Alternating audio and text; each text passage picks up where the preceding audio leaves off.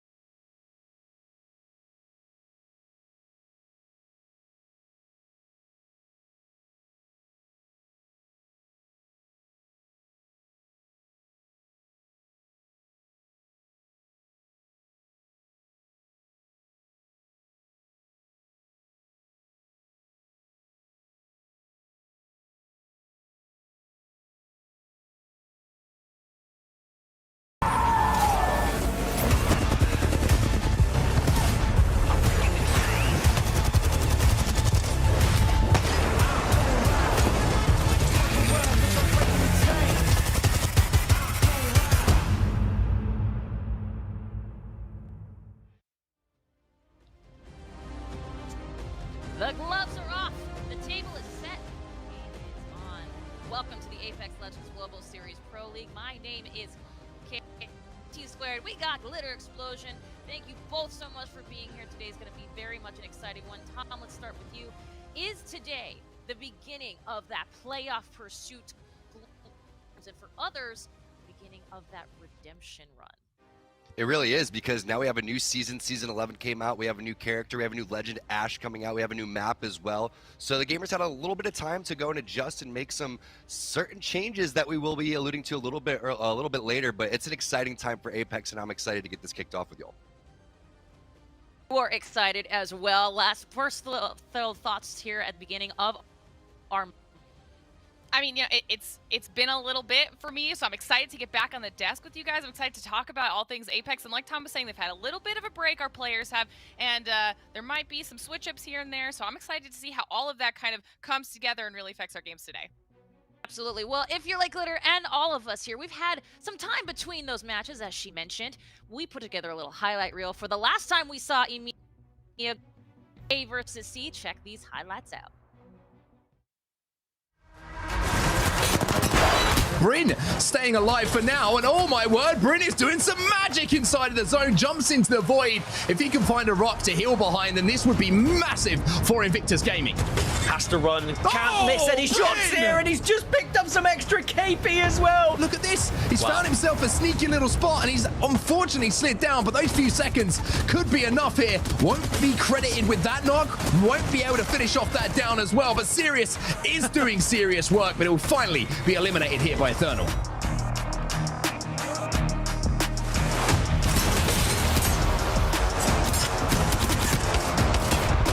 They notice it's a duo, and they're right there. They're winding up around the rock, and they do manage to get a knock. There's one team on the other side here. Roof, look, roof. Yeah, I am. Dead inside, they decide to push a team here. 3v3 fight, good shots being put in. Connects for a few. Can he get the knock? Yes, he does. Dead inside, all up to Stanley last alive. He's in everybody's line of sight, and in the Nox gas. Gambit Esports capitalizing off of that.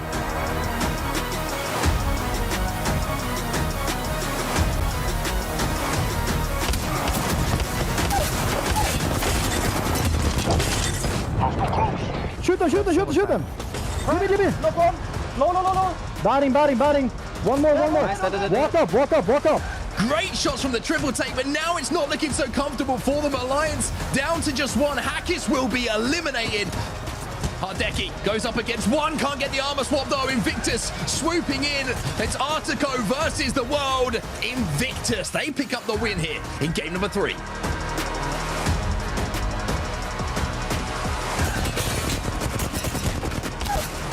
Look at this. Look how many squads have to move. Look how many people are going to be dropping down soon. Rascals playing out this dome. They're both broken. We just have Alpha with the shield, but not for long. Uxako pushing him, needs to get there desperately to help his teammates. And we see some good damage being put in with the Ava, or with the R301. Great head glitch. Gonna go on top, get high ground with the Ava 8. Connects for a great shot, and he has to clutch a 1v2. The flank's gonna come through. A 1v2 clutch is gonna happen. Kick is gonna do it. What a showing, what a performance from Kick.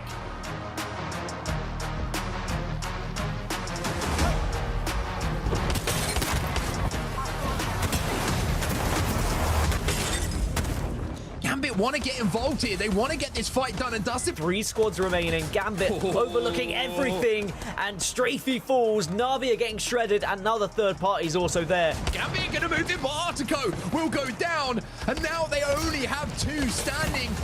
Good shots coming in from Hardeki though with the Eva 8. He'll get the knock as well, but surely this has just opened the door for Alliance to walk in. No! Hardeki!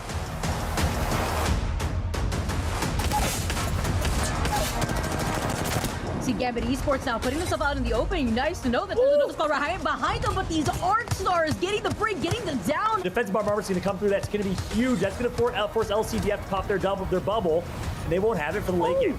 And Alpha got a knock in the process right before the dome had gone out. That's absolutely huge here. That's good. It's for Rascals, but there is still a squad holding the inside of the building. They may not want to fully send it, but they have to still poke out eventually because they're going to get stuck in circle here.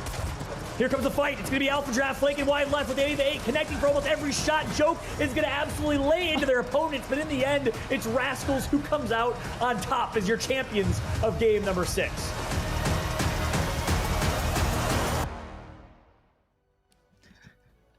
And that is what we like to see, action-packed from beginning to end. As we take a look at our EMEA overall leaderboards, Glitter, I want you to tell me about what you're looking out for in today's matches, especially since we just saw A versus C, but of course, you know today's going to be B versus C.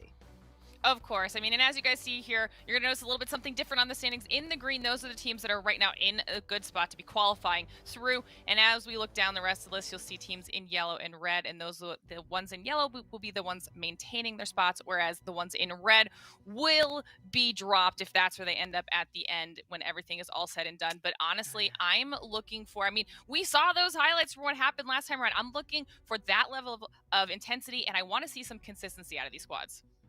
Absolutely. Well, and consistency is an interesting word you just used there, because what we're going to show you here in a second, Tom, is definitely something that has changed. Today, these are the teams you will be looking at in our lobbies. As we said, this is the double portion of that double round robin format. So they're going to face each other once again here for the second time as we are in the middle of our season. But Tom, one of the big changes, and there's a lot today, has got to be some of these rosters, particularly one that really helped out K-Swinny. Yeah, anytime that there is a long form, split like this, there's going to be some sort of maybe tension that goes on in between the teams, or maybe you're just not performing up to expectations, and that's what's happening right here, as Harold's going to come in onto underrated, and then K-Swinny, he's going to be bouncing on over to another team, so not out of the Pro League, so it's going to be exciting to see how these new teams do with this new season that we have.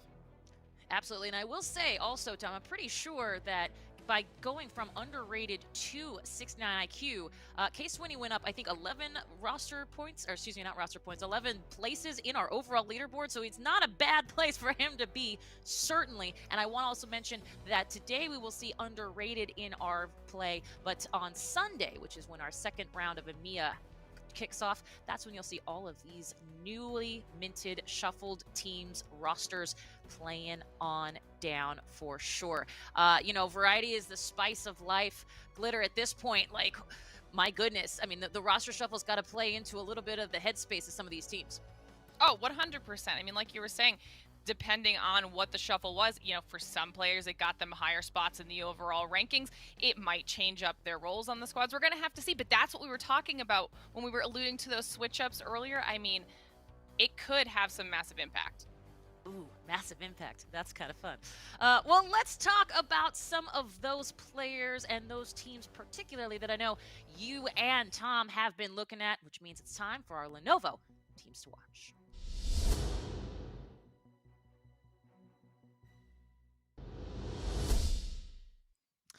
And Tom, I said it once before, and I'll say it again and again like a one-trick pony. The hardest decision you got to make today is what you're looking at here. Talk to me about that first team out the gate that you were looking at for today's EMEA Pro Play.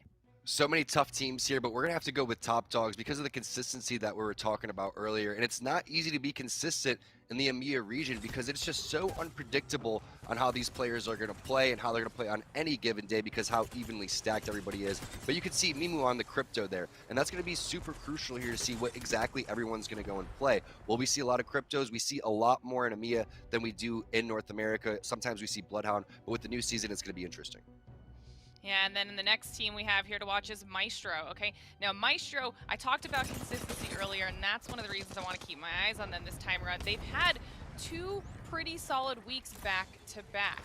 Now, my real question is, are they going to be able to continue this momentum? They are currently only one of 2 teams with multiple wins on a day for the EMEA region, the other one being Gambit. But, I mean, the real question for me is, can they continue that?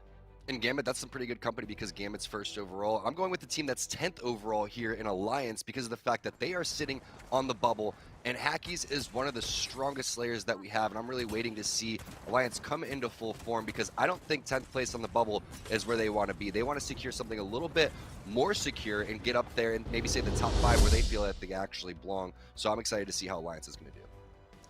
Well, we've got some great teams to watch, certainly, and I cannot wait to see that gameplay kick off, which will be in just a moment here. That has been your Lenovo teams to watch.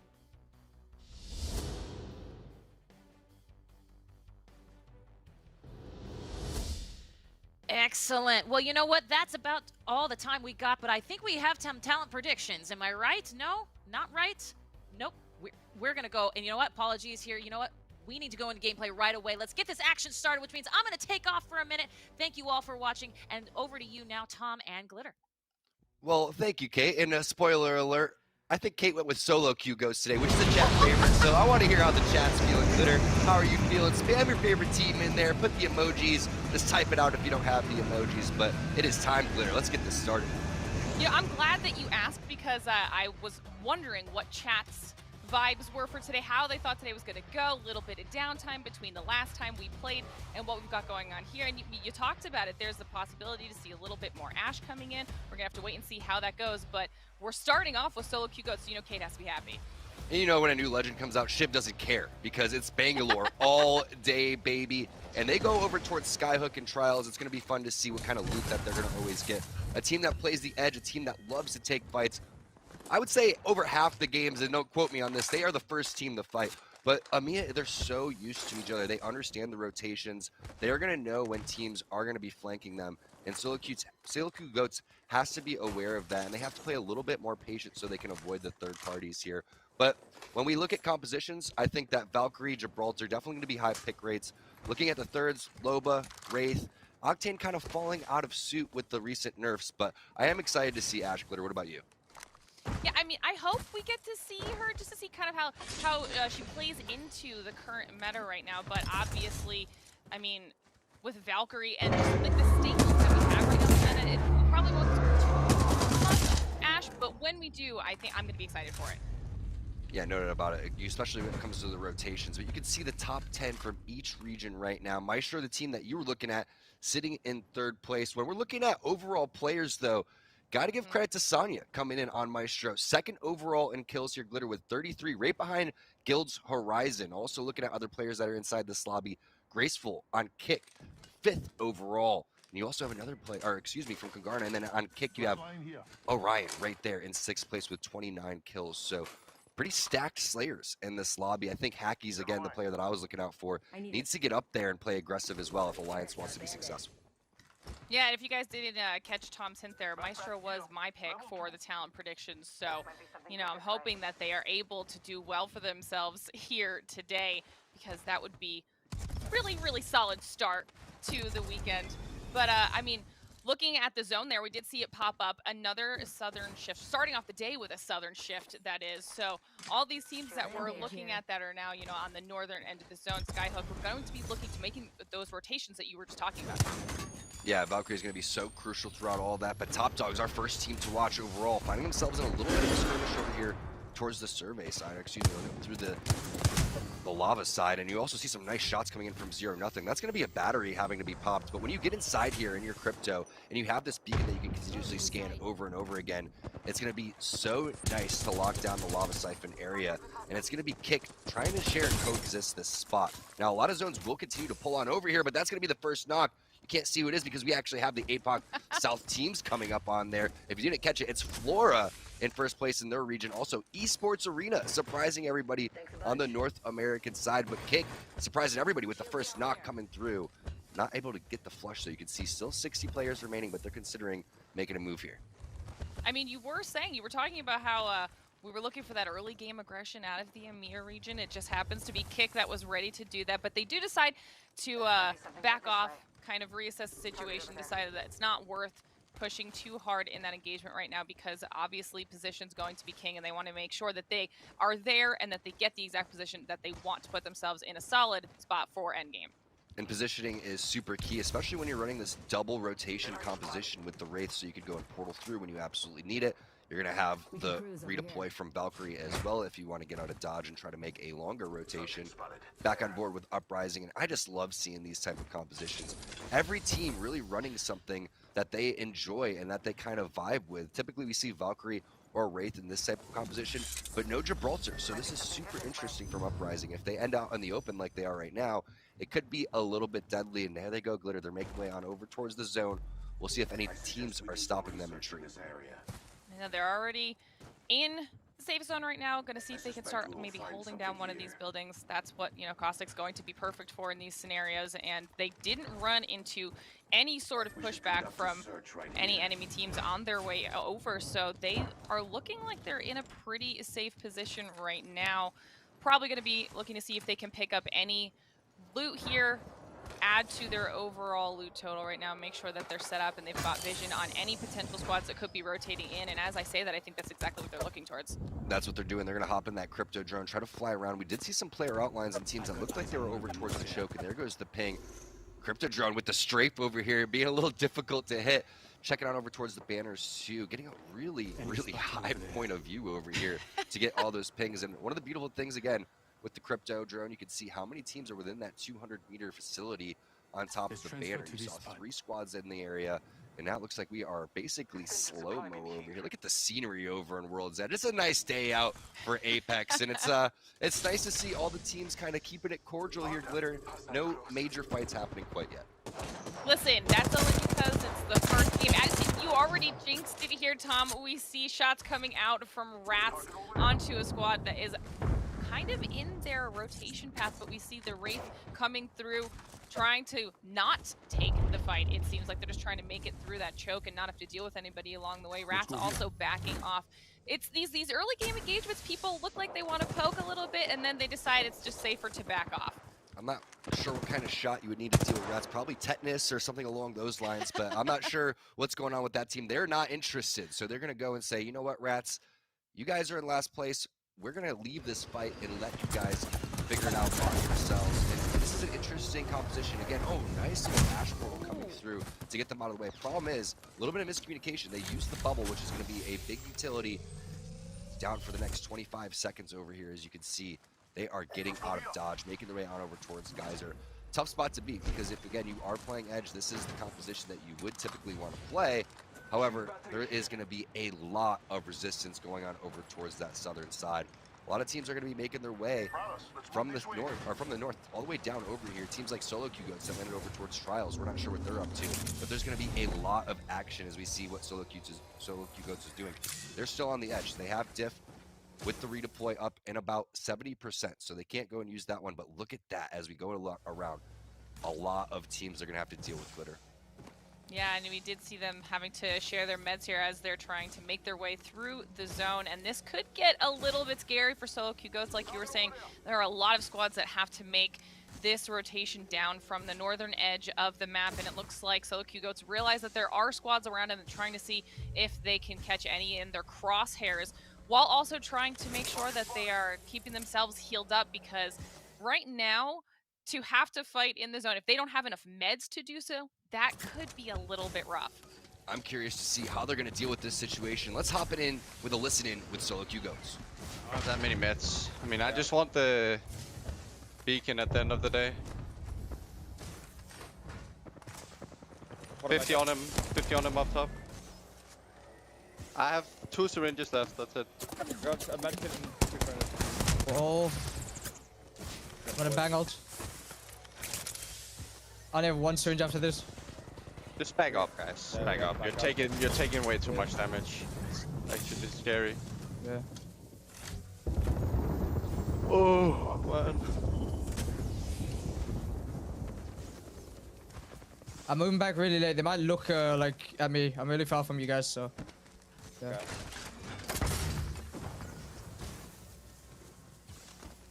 I only have like 1 syringe as well. Fuck.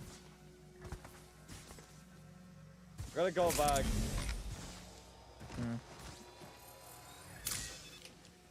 I already have flight again, but I don't know. I'm gonna go in this building so I can loot up some flash meds. I don't know, I have 1 syringe. I'm gonna go down here. Cause I'm gonna go down and you rest me, okay? Yeah, put it back up.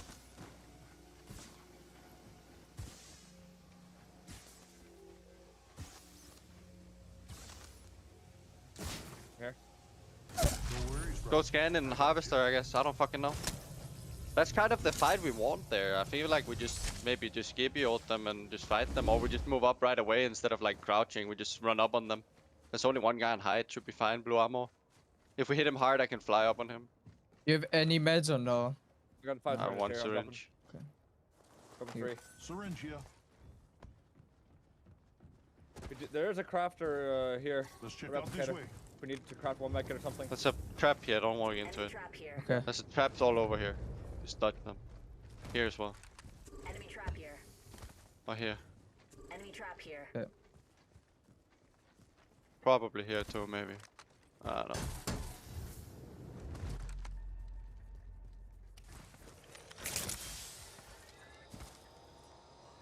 Let's stick a bit close together.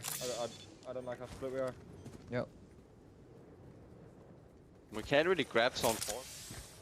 Well, thank God for that gold bag, Glitter, and thank God for Trials loot, because they needed to pull something out there. There was teams gatekeeping all over the place, and now they're going to be safe just for a little bit. Most likely going to redeploy out of here.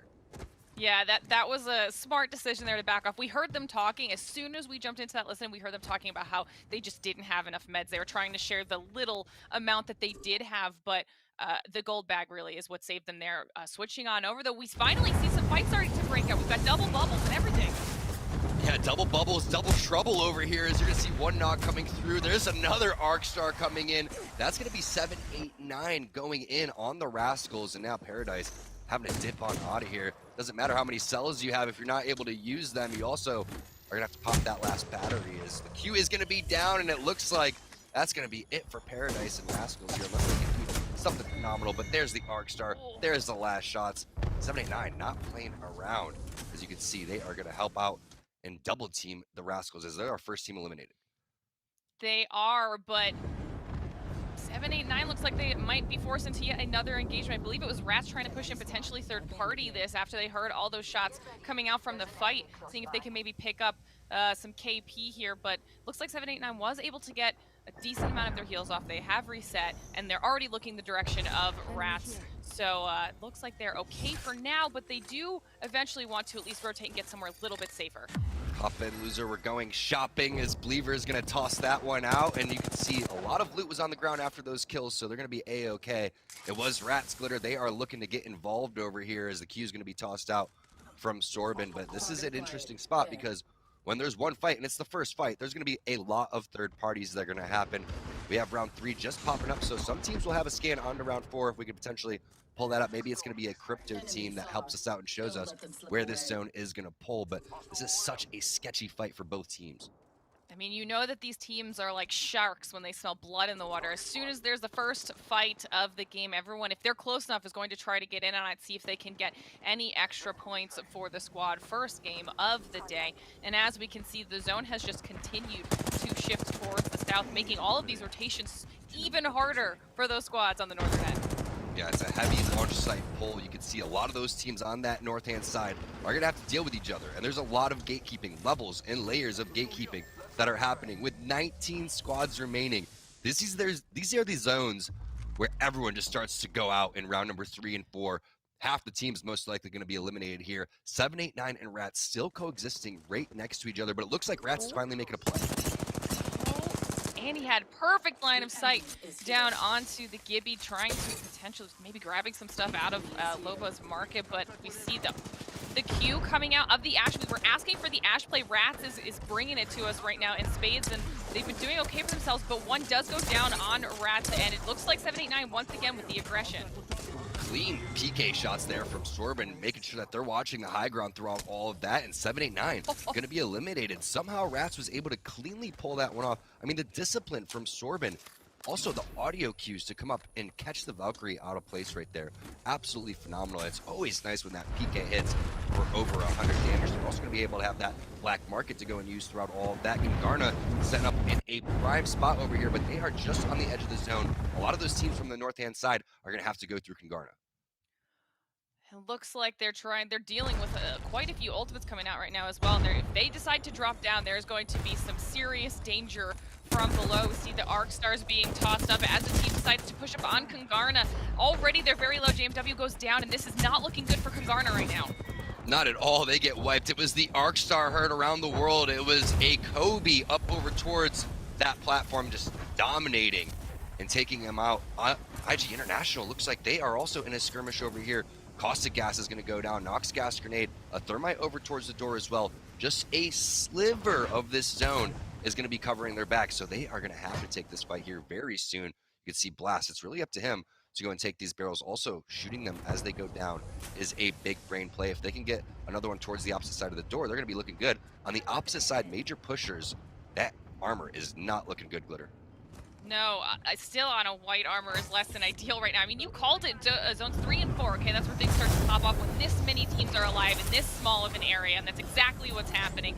Dungeon Masters right now, the next squad that is in the line of someone's fire, and there's caustic gas everywhere, and Excellence has to dip. Definitely having a dip, as you can see, just a sliver of health over here. Fortunately, they have more meds than Solo Q Goats did. A couple of med kits there in the back pocket. They're going to pop those, but a very interesting situation, as you can see. A team on the ramp, another team directly above them, a team inside the building as well. Every single time you're seeing these pro players play, they play spots you never would expect teams to go and hide out. They make something out of the worst situations. Right now, Dungeon Master's trying to do so. That is a nasty thermite. That's enough for them to send it. Bubble's going to go down. Looks like Dungeon Masters has this team on the ropes.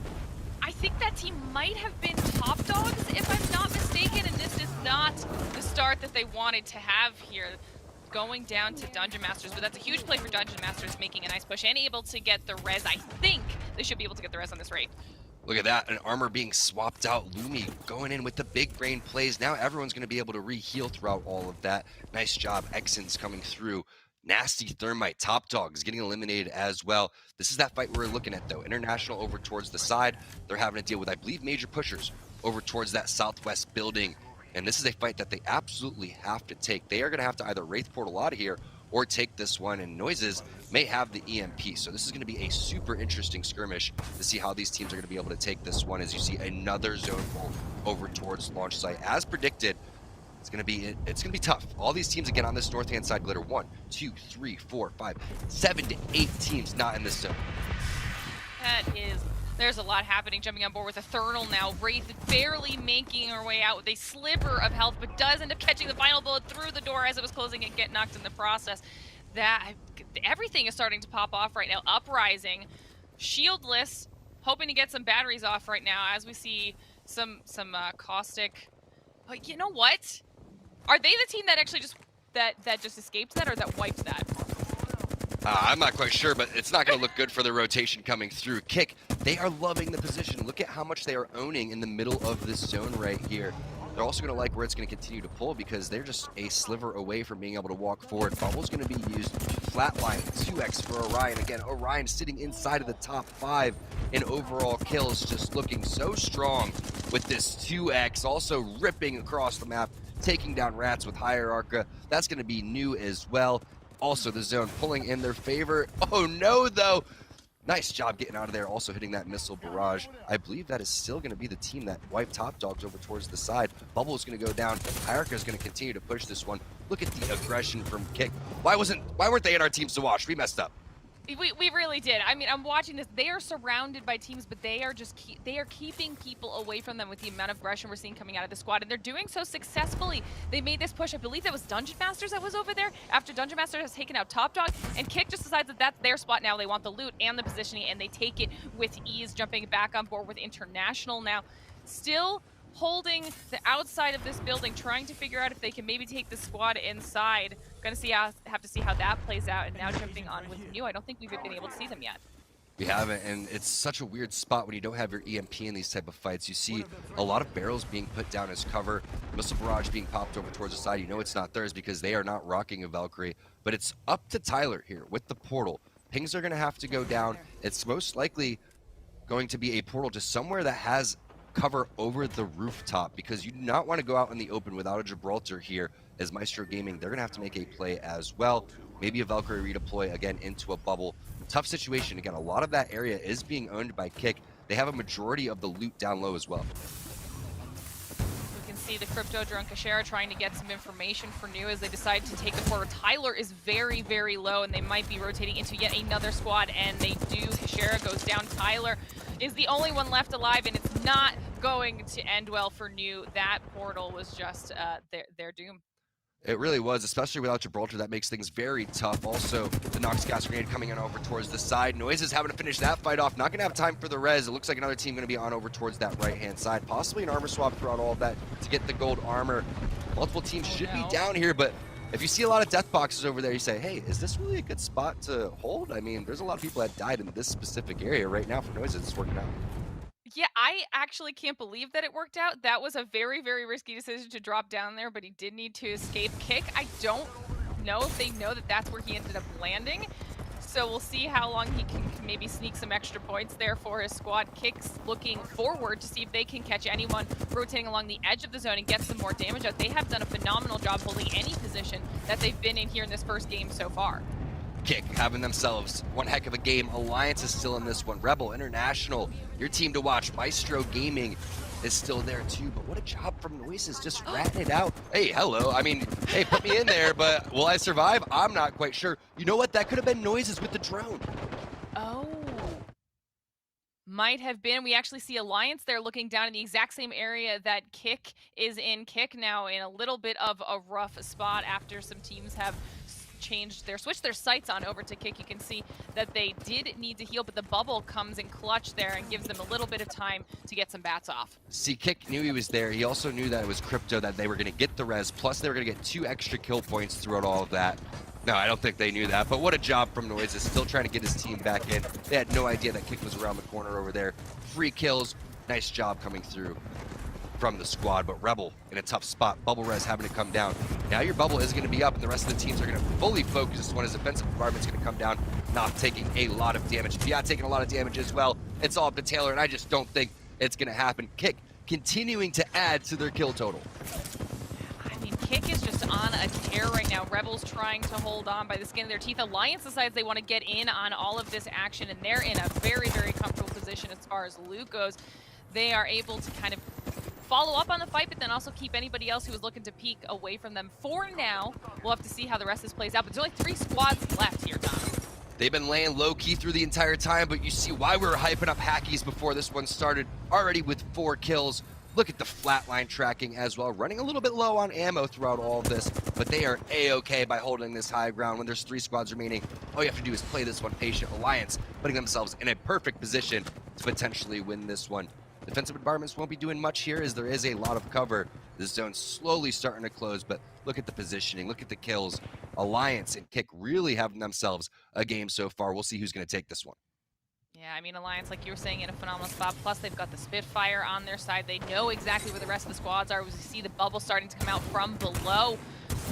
Kick is actually going to be able to deal some good damage here towards the end. Alliance just going to watch it all go down and wait for their final moment to drop down and clean everything up. And this is looking like it's going to be Alliance's win. They're late to the party here, and that's what you want to do. The last team standing is the last team that wins, and Alliance is going to take game number 1. Kick, they had a strong showing. The high ground really paying off, the patience paying off for Alliance, and they are going to have a big total after this scoreboard comes up. That was a massive performance out of Alliance. I mean, like you were saying, felt like they were a little bit quiet. We saw so many other squads like Kick that were just dealing so much damage, but in the end, Alliance had the positioning, they had all the loot, and they just had to wait it out, and they played it perfectly. Yeah, no doubt about it. Waiting for those other 2 teams to fight, but also having the presence to pepper through in between, so the 2 teams had to force themselves down below. Once the bubbles come out, it's really anybody's fight, but the team that does come last typically is going to have a huge advantage. Not only that, doing it in style, because Kick was doing so well throughout all of that. You know that their shots were on fire, so to be able to do that while not getting knocked, while barely losing any of their shields, goes to show how well Alliance is shooting as well. What a game number 1, but hey, I think our predictions are looking pretty good here. I think we're kind of on track. Yeah, it'd be not too shabby. I think the only one that we missed was a hot start at a Kick, because that was a phenomenal game. Even if they didn't end up getting the win, they still played very, very well for themselves. But I agree. I feel good. I feel good about what we chose. Yeah, Onset's saying that he chose Kick. We'll have to get confirmation on that a little bit later. We'll send that one on over towards the admins. But I'm excited because we saw a lot of facets on over towards that game. And typically what we see, I'm looking forward to how game 2 is going to go. But the zone pulls over towards the southern side were absolutely brutal right there. And if you haven't watched competitive Apex before, yeah, it seems like, okay, what's going on? Zone number 1, zone number 2. These aren't how my games go. Usually half the teams or all the teams are dead by then. Well, this is competitive Apex at its finest right here. A lot of methodical plays, teams that will lock down certain areas that you would never expect. Maybe all 3 players are huddled up right next to a truck, and on the opposite side you have a Crypto rezzing his entire team right there, just like we saw coming through in that previous one. But what an exciting way to start off our EMEA round. We still have 5 more games underway, but one thing's for sure, we know Alliance is going to be at the top of the leaderboard. We know Kick's going to be there. We'll find out how the rest of these teams are going to fall in, and that's big for Alliance because they were that 10th team on the bubble. Yeah, absolutely. And that's not the place you want to be, right? There's not enough cushion there. You want to be in at least at least 7th, 8th, just so that if you have, you know, a bad day, you've got a little bit of room to play with, okay? Because imagine if you just fell outside of the bubble. We talked about it. The top 10 are the ones with the guaranteed qualifying spots. That is where you want to be. So Alliance making sure that they're going to start keeping themselves in a top spot by having a phenomenal performance here in the first game of the day. Looks like we're going to go into a quick break. When we get back, we're going to have the scoreboard in game number 2. Don't go anywhere.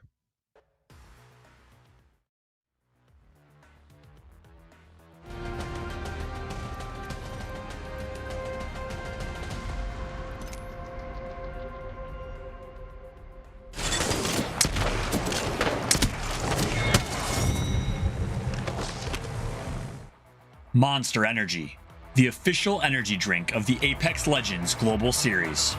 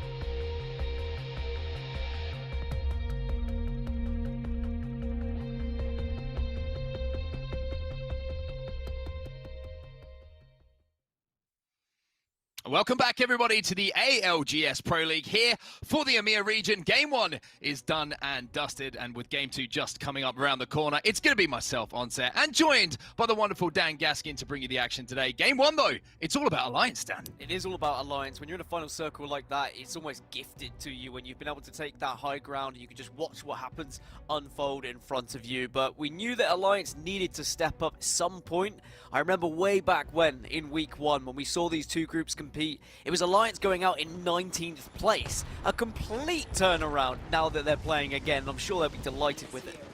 Yeah, Alliance a little bit of a sleeping giant in the ALGS so far for the EMEA region, which is surprising to say. We know how talented they are, but it has been a kind of step-by-step process for them to refine the form. They did add Yuki, which is kind of a little bit of an asterisk. You know, you got to find a little bit of chemistry with players, all that kind of good stuff, but this was what we expect from Alliance, right? This was the dominating performance. It wasn't a scrappy one. They picked up so many KP towards zone. They were playing edge beautifully, and then that last-minute move to take that high ground and take that fight as well and win that fight to almost guarantee themselves the game. Yeah, picking their fights very successfully. There was a few teams who showed aggression at the right times and thought maybe they could use that to just carry on through to get a victory, kick one of those teams. They were picking up plenty of KP. You can see there they got 10 kills, but it was Alliance who really stole the show. But it's Alliance and Kick who go head and shoulders above the rest of the lobby. Maestro just behind that with a total of 8 points. They just weren't able to pick up the kills despite their position they were able to hold for so long. But that's not going to be good enough if you're going to keep up with the big dogs, because you have to get those kills, you have to get those extra points. That is a monster game from Alliance. 25 points, 13 kills, and the 12 placement points as well. Could not ask for a better start for them. And one thing I want to point out as well, Rebel getting inside that top 4 as well, some decent KP. I mentioned how Alliance were somewhat of a sleeping giant. Well, Rebel have got into a deep sleep. It's good to see them finally wake up and rejoin the action here in week number 4 of Pro League. But there's a lot to talk about. This is kind of a pivotal week, Dan, for a lot of teams. We're talking about that top 10, right? And there's a lot of teams, sort of 3 or 4 teams who are in and around that bubble. Coming into today, Alliance were holding down 10th position, and they're going to be able to, if they continue this kind of form, boost themselves up and feel a little bit more comfortable. But looking across, you've got the likes of Invictus. They're in 7th. If they don't consistently perform, then all of a sudden they could slide down. And then you've got teams like New Esports, who we just saw have a really good game. You got them in 14th. I mean, it's a very, very interesting week as far as how things are going to look when they start compared to how they're going to look when they're finished. Yeah, there's a lot of teams who are going to be a little bit worried. They don't want to drop and have that possibility of going into the relegation playoffs, as it were. So you need to have that form. You need to find any form you've been able to pick up throughout the weeks. I guess the good news for the likes of Invictus, as you were talking about, they won week 1 when they did have these groups, when they did go up against each other. They should be able to find like a similar pattern there, but because we've had a new season, we've had new legends, the meta's slightly changed here or there, it doesn't mean it's going to be as easy as just finding that same form you had in week 1. You have to face against new challenges, and there's one of them. Alliance, a new challenge. As I said, finished 19th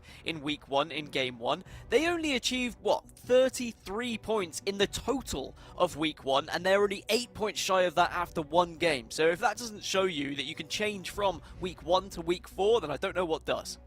And this couple of weeks break that we've had, of course, from week 3 to where we find ourselves now, has been a great time for these teams to go away, to work on things, to, you know, see if Ash is going to be something they can throw into their comp, to see if, you know, the weapon meta is slightly shifted as well, if that's going to be something that they look at. All these little things roll into a preparation time, which we don't usually see in the ALGS when we're kind of in one span of competition. So for Alliance, I think it's been probably the best thing that could have happened to them from that game number 1, having a little break, been able to go and refresh and come back feeling fresh and performing like they have. But now they need to use that momentum into the rest of these games, because it's very easy to get, you know, a 25-point game and think, hey, we're big chilling here. We can now relax, we can play it cool, we don't have to play too aggressively, we don't have to push fights, but then that can very quickly make you a passive team. You get pushed on by all the aggressive teams, and then slowly game 2, game 3, game 4 come by, and everyone starts to catch you up. Assert your dominance now, get the points in the first 3-4 games so that you don't have to worry when it comes around to game 5 and 6.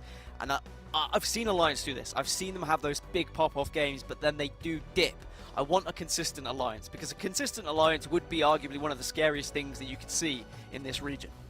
We've been waiting for them to find that skill ceiling, with Yuki being added to the team. Maybe today is going to be the day for that. Let's take a look at the overall standings, though. They're going to look pretty similar to what we've just seen, obviously, after just 1 game. But if we mix them in with some of the other teams from the other groups, we have to keep in mind as well that some groups have played more games and all of that kind of stuff. We'll bring that up in just a second. But it's going to be, like I say, a pivotal week, not only just at the top of the table, Dan, but down at the bottom as well. You know, we've got relegation, which is threatening some of these teams now. Like I mentioned, one of those teams who just put in a very decent performance, coming in 4th. They have been very, very quiet so far. And you look at other teams as well. You've got Young Money Guild down in 37th, Rebel, the team that I was mentioning, in 36th.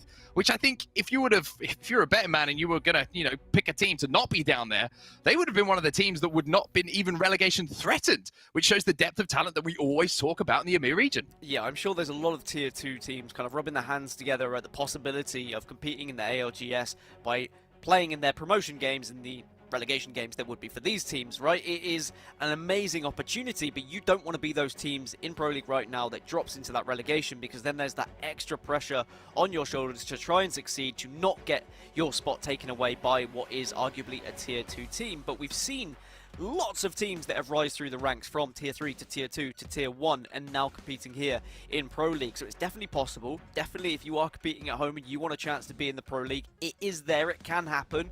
In North America, we saw Esports Arena. They're top of North America at the moment after competing in tier 2 tournaments for ages before they finally got their shot. So I'm really excited to see what does happen when we eventually get to those relegation playoffs. But for now, it's about those teams just ensuring they don't find themselves in that spot. One team I want to highlight a little bit like Esports Arena, you're saying, in NA, who have kind of gone under the radar, but now it's a case where we can't ignore them anymore, right? They've been performing that well for, so many weeks and consistently placing in those top places. Is you take that kind of explanation over to EMEA, and Dungeon Masters is one of those teams. Yeah. Some of the players on the teams we have seen previously, sort of mixed up on different teams, but this roster, currently in 4th place overall, and you're always seeing them involved in those final zones there. Yeah, it was Dungeon Masters who came 2nd when these two groups competed as well in week number 1. So again, that confidence will transition from week 1. They'll know how some of these teams play. They'll know how some of these teams rotate. They were able to pick up an incredible amount of kills way back when in week 1. So if they can find that same consistency, if they can find those same rotations, and maybe they get some favorable circles, there's no reason why they can't continue to assert their dominance in Pro League and impress us week by week. And who knows where they might be once we get to the end of this. We might be calling them champions if they carry on with some of the form we've seen in previous weeks. And we do, of course, have Ash. We did see a little bit of Ash being added into the mix. The new legend for Season 11, and certainly gives something a little bit different to teams as well, with the ability to go from point A to point B so quickly. Good for endgame, but also very good for getting inside of bubbles if you have isolated fights, or being super aggressive on third parties. It is kind of an all-in portal, though. It's not a case of you can take that one back and you can get in and out. You don't have the time to really do that in comparison to Wraith. It's a straight line into the fight, and you have to be so careful on how you approach things with that portal, Dan. You have to get it right, otherwise you can end up looking a little bit silly. We could start to see more Ashes coming into it when we get to the later games of this round, because with her passive, in fact, you can scan those death boxes, you can see where other teams are on the map. That makes her an incredible use if you're trying to look for kills, if you're trying to look for third parties, and that is a worrying thing. If you are a team who is kind of on the bubble, wants to try and achieve a decent amount of points, and you're wanting to just play safely, play for placement,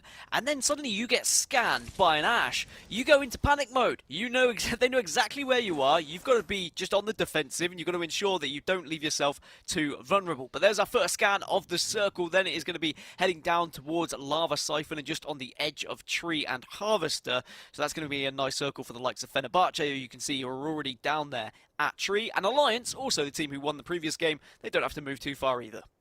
Yeah, pretty similar zone. Not quite as south, but pretty southern still for many. Harvester still might be a point of interest as well. So we'll have to see how teams try and locate. If there's going to be teams who try and play for that third beacon and get a little bit more information on how they want to rotate POI-wise as the game does start to roll on a little bit. But one thing that you've talked about a little bit that I think we should highlight to some people at home as well who might be watching for the first time is this isn't the first time that these teams have played each other in this season. It's the second time around that these two groups have come up against each other. And you had some really interesting kind of stats on how 1 week can change standings, how teams can perform in different lobbies. Looking at Maestro. Yeah, I was looking at Alliance earlier just because they won the game, right? And they went from 19th to 1st in match number 1. But Maestro are a team who have gone from leaps and bounds from week 1 to 2 and 3.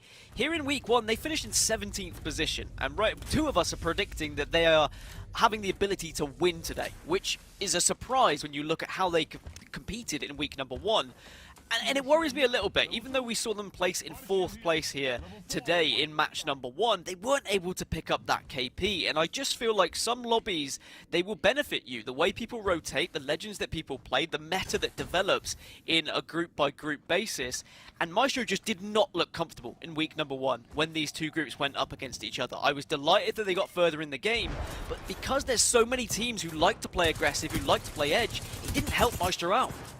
Well, one thing that's going to help Invictus out here is being able to trade out some kills, because it's not looking quite as comfortable as they would have wanted. Blast managing to get some good damage in as well to get a second knock onto Harold, and this is going to be an opportunity with that beautiful spray with the Havoc to win the fight. And IG holding off an early contention here, and you can see the kill feed. It's all about Noise's big performance from him. 3 kills to his name. Yeah, and IG had to ensure they won that fight because they are, you know, dropping at Lava Siphon. The circle's going to be moving towards them. There's going to be a lot of targets on their back. There's potentially going to be actual targets on their back if Ash scans some of those death boxes they just took down. But for now, they've won their first initial fight, and they should be comfortable to loot up and patiently try and assess the situation. The same could be said about Redragon, and you know, you look at who we were talking about, it was Maestro. Who's gone out? It's Maestro. So we've seen 2 teams eliminated already, and it seems like this is almost a bit of a bogey lobby here for Maestro. We'll have to see if it does improve as we get towards game 3, but for now, they're just going to be sat in the observer mode and watching what's going on for the rest of the game. So it's quicker than the previous game that we had, where we had 20 squads for a considerable amount of time, but it just seems like a few teams are upping the ante ever so slightly, trying to get more aggressive, trying to find themselves in a more comfortable position rather than being on the back foot and being on the edge and having to maybe take fights where they're not in a decent enough spot, but it has resulted in a few deaths. And as I say death, Yuki has just been knocked elsewhere in the map, so Alliance involved in a scuffle. Yeah, much faster pace here to this game, like you mentioned, and a nice little loot drop here from the Vault for Rebel, who had a much better, probably one of their best performances so far over the first 3 weeks as we move into week 4 overall. So Rebel reminding us that they're not just here to make up the numbers, that they do have a lot of talent. They've obviously won championships here in the Apex Legends Global Series, but Alliance have managed to get Yuki back up, so not too much of a worry for them here. Just playing on this high ground by this hill house building.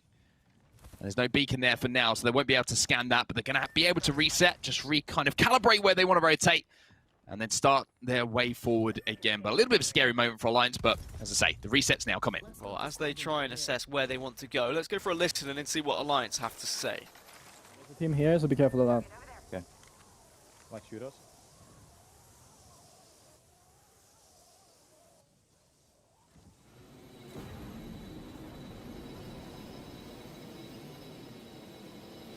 Keep going, Shark here.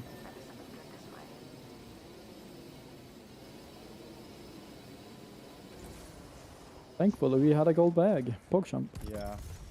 Yep. True. I would have got re-knocked by the ALGS though. RNG for you boys.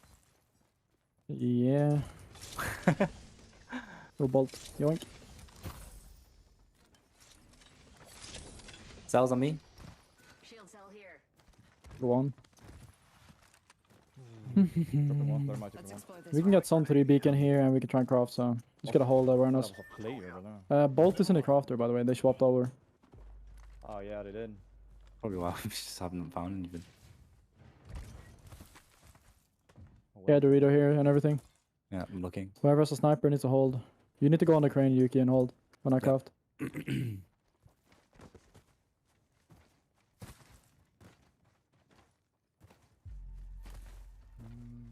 We've got to still carry the could be a team in there. Dropping down. Open. Yeah, it's lost on my side, but I'm dropping down this side. I'm taking crane now. I'm taking crane now. People flying towards us. Okay, just shoot them. Make presence. Yeah, I see. Just make presence. Are they still coming towards us, Vibes? Yeah.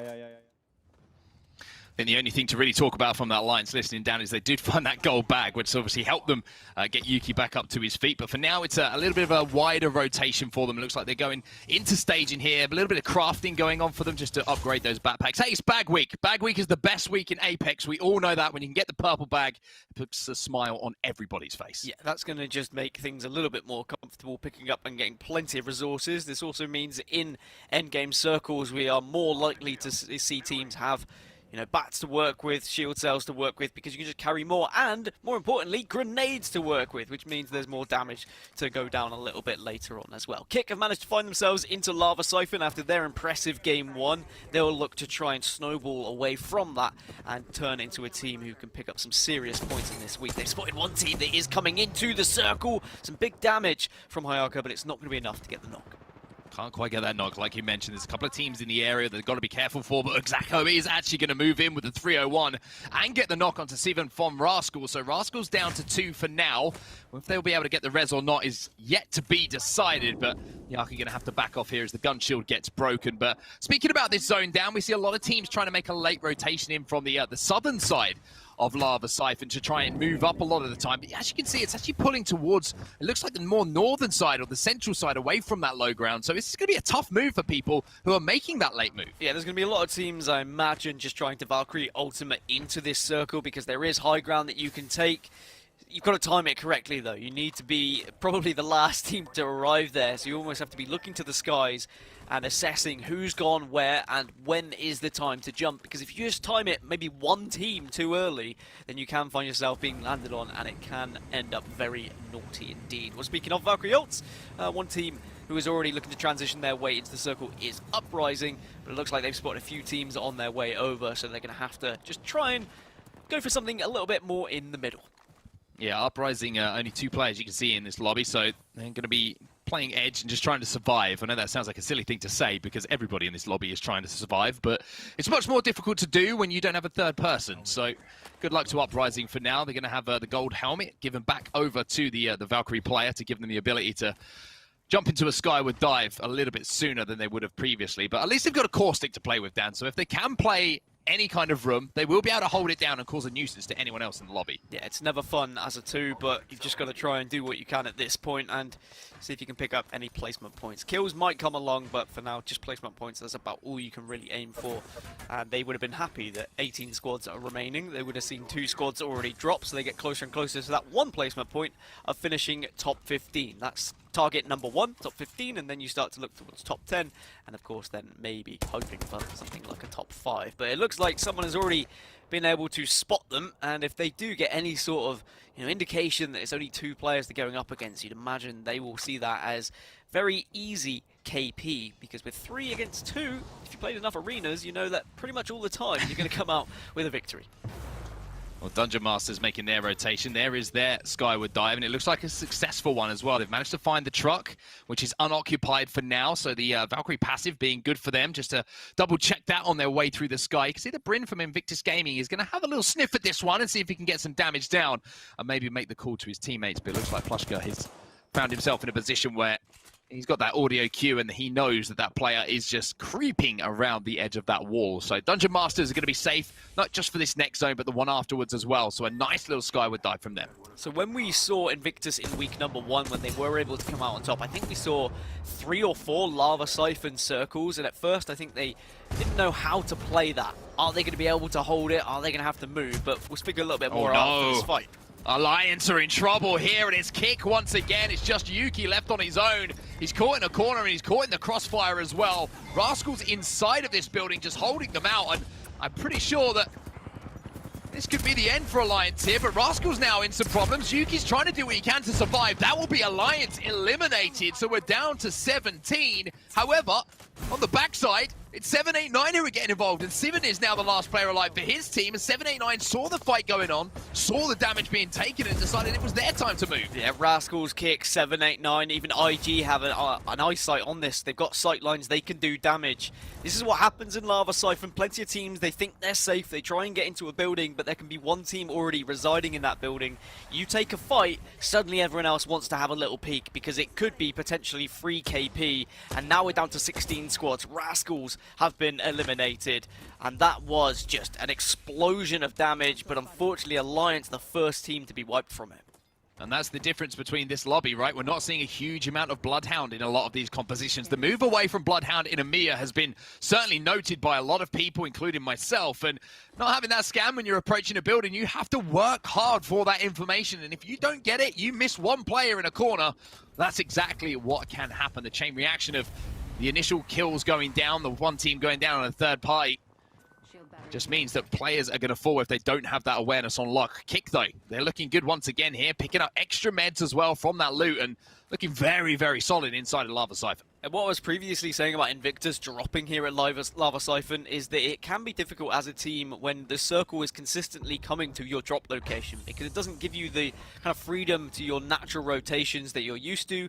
Often you don't find as much KP as you may do in other games. You kind of just have to sit where you drop, loot, and hope that teams come to you and KP naturally comes to you, or you get to that end circle and that's where you pick up their KP. But I think that Invictus had enough practice in that week that they slowly and surely got used to a circle coming towards them at Lava Siphon, so we'll see if they can manage to find some sort of victory with another circle close to them. There's another Valkyrie ult into the sky to try and take a little bit of high ground, or maybe a building if it's there. And it comes back to your point about Bloodhound scans. A lot of people rely on the Valkyrie scan far too much, but it doesn't give you that information of teams inside a building. They'll see some, triangles outside of buildings. They'll say, oh, okay, I think this is safe. But how many times have we seen a Valkyrie team arrive at a building and then suddenly they knock on the door and lo and behold, a team is there waiting with shotguns and whatnot, and they go down.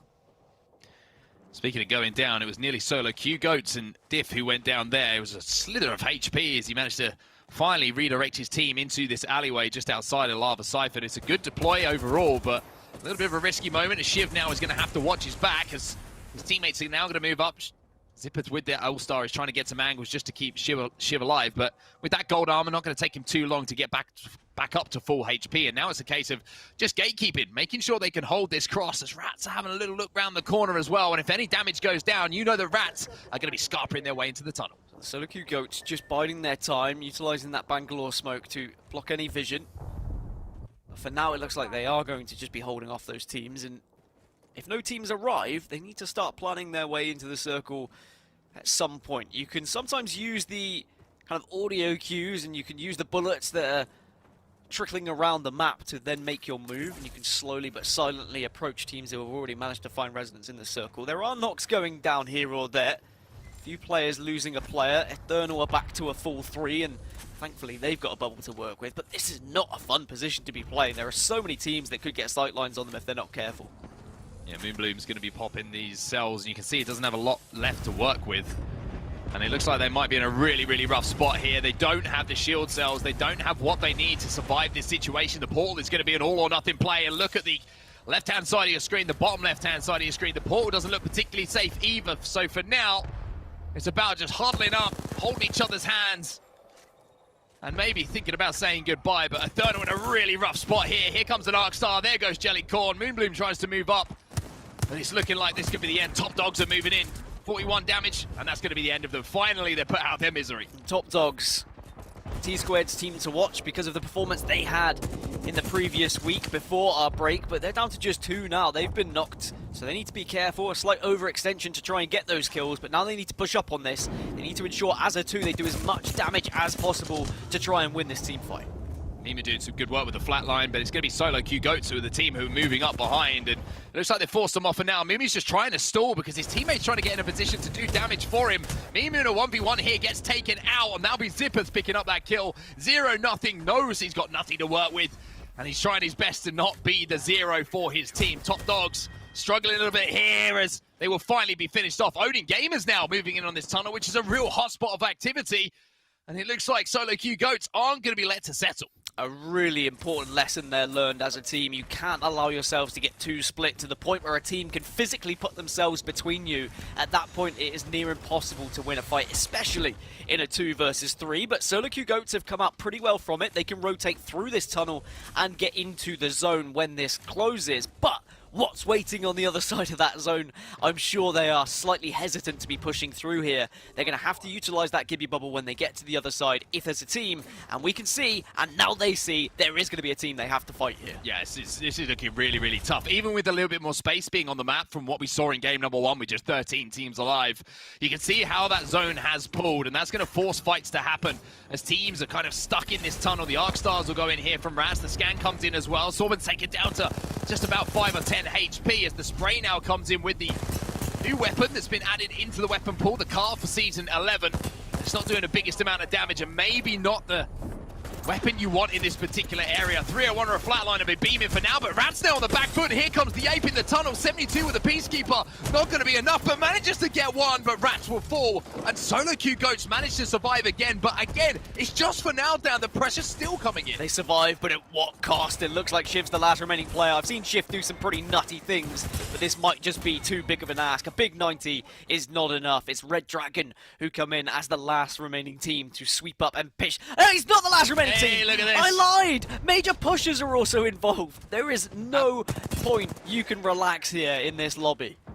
Major Pushers just trying to have a little peek over the horizon and see if there was any KP for them to pick up. Don't have any at the moment, I think, as a team, although they do have a very good building to play with. But you can see what that zone has pulled. All the teams that are inside of Lava Siphon, in that big building who have been coexisting, well, no time to coexist anymore because they're going to have to move pretty soon. There might be a few corners to be played, but Major Pushers just looking to scrape up some KP on the edge of zone here. They're going to have some tough moves, but it looks like they might just about be in underneath this bridge. Yeah, there's a few areas that you can play now in this position that you can actually see on the map. It's those that are within that building, but it's not going to be easy to get there because there's going to be other teams already in that residence. Kick are going to be one who have to move ever so slightly. You can see they're already portaling down, which means they will be at a disadvantage being on the low ground, but at least they can be alive. There are a few rocks that they can play with, and that's what you have to do in these circles. You have to find any sort of objects that you can hide behind, that you can dance around, that you can utilize to kind of bait and switch with your teammates.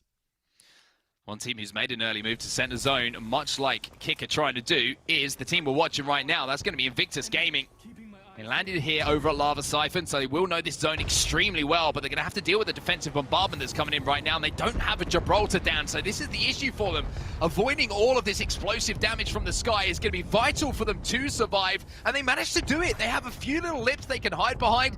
Now they've got to deal with an EMP, although that might have been their own just to hold off a push, but at the moment, Invictus doing so well with so little to defend from the skies. Yeah, when you thought it was going to come towards their playground, you'd think they'd have a building to work with, but let's have a listen and see how IG handle this one. When we can, Blast. We want to trap them when we can, okay? 8 seconds on my next round. I'm gonna hit my drone and give you guys info, okay? Do you need nades? I'm dropping 2 nades here if you need them. Yeah, I think there is, Bryn. We need to clear them. I want to kill those guys. There's a full team down here on this low ground, but we can't. There's nothing we can do about it, boys. They're being picked up from over above them. Yeah, but we can't push them, otherwise we get 30. 10 teams. We're just gonna play small. Let's in there. Fuck them up. Fuck them hard up above me. I'm coming. Crypto knocked as well. I'm nading them. I'm just marked on things. Nice, go back down. Safe spot. They've wasted bubble north side. They're peeking out. Let's go back safe spot. We got ulted. Safe on me. No, it missed. Okay, we're safe on me as well. Do you guys need nades? I have 2 nades, 2 bats. Okay. I'm gonna drone here and give us some info. Bryn, I think we walk along your wall, next zone, where my drone is. We walk along this wall, yeah? And then we play under here. I don't think that's good. The team here is gonna fuck us hard. Okay, well then we need to fucking deal with this team here then. Wait, we can maybe walk in from me. And now you can see the pressure that is on an IGL in these situations, Dan. So many decisions having to be made in such a small amount of time, but Invictus are playing this so well. Yeah, the good thing is they're still alive. 7 squads remaining, and that could be down to 6 very quickly after we've seen a member of Rebel just get knocked. And now Invictus might also pick up some KP. Bryn does get some KP, do get the wipe. They're into the top 6. Bryn can get that armor swap, and now they can push up slowly on the rest of these teams. Odin Gamers here up on the high ground, but taking shots as well. 789 in one of the only positions where they've got some cover from the skies. Rebel now taking damage from the skies. They'll be eliminated as 789 pick up some KP. Major Pushers now trying to work their way towards circle. Noises and blasts have gone down though, and Bryn from Invictus has found a corner to play for now, but it's looking a little bit uncomfortable. Invictus eliminated. We're down to just 4. Yeah, down in 5th position. Major Pushers, they have the kill leader right now, and it's Ranches. He's going to get back up to a full red Evo to work with. Odin are very low. Now we're down to 3. Kick also on the back foot here. Kick do have the low ground to play with though. If they can survive for a few moments, they might be able to reset. With only 3 teams being alive here, nobody is going to want to make that initial push because they know a third party is just around the corner. And looking across here, you have to say 789 are in a really tough spot here. They might be able to bubble out and survive for a few moments, but Kick are going to do damage as they cross and they're forced out of the building. And then there's going to be lines of sight here for Major Pushers to do damage as well. This should just play into the hands of Major Pushers. If they play this one correctly, just force them back, force them to go up against Kick.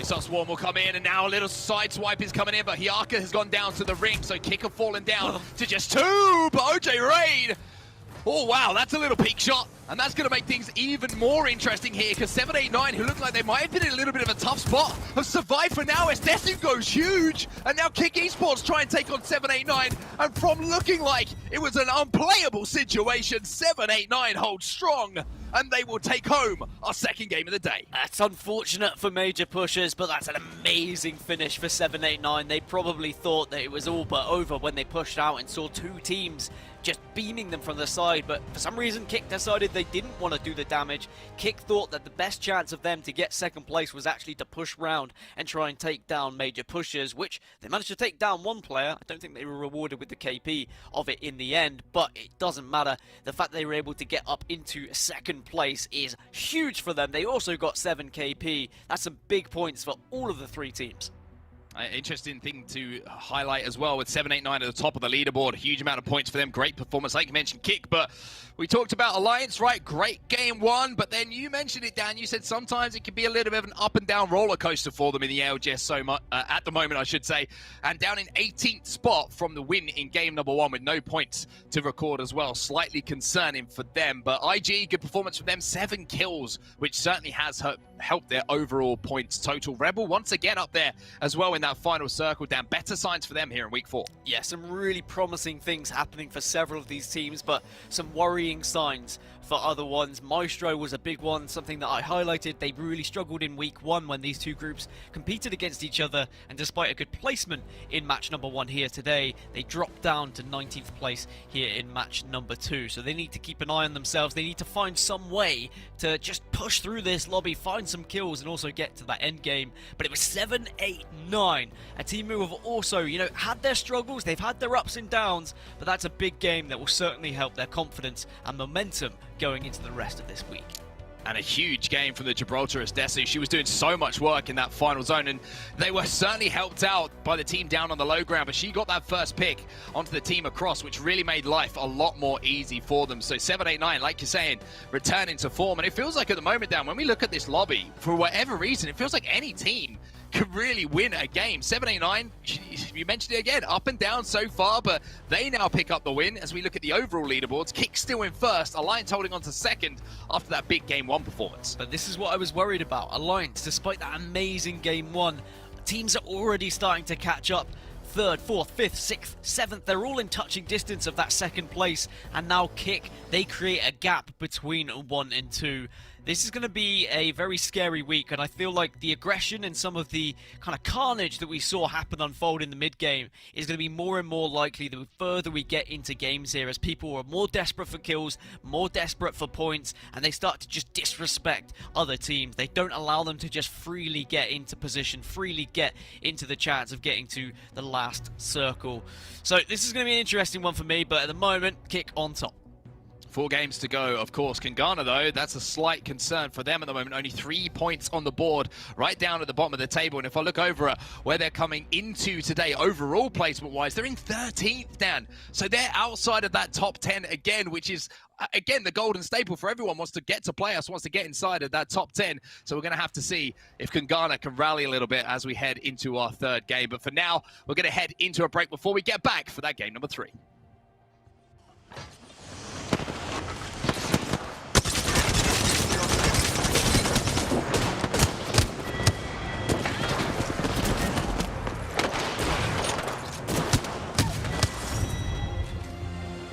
Lenovo Legion. Gaming PCs that are stylish on the outside and savage on the inside. Lenovo Legion is the official PC and monitor of the Apex Legends Global Series.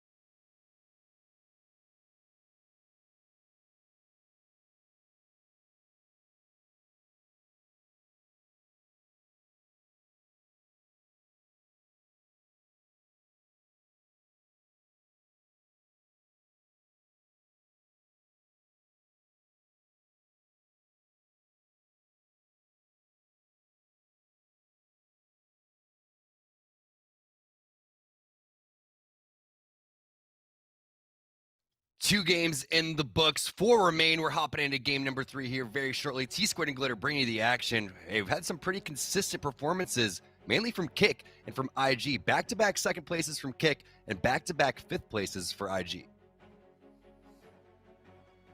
Really killer right now, and I cannot believe the fact that they are that consistent already right out of the gate. Because I mean, we talked about how, you know, nobody had picked Kick. Well, they decided to double down on shutting us up because phenomenal performances coming out of them.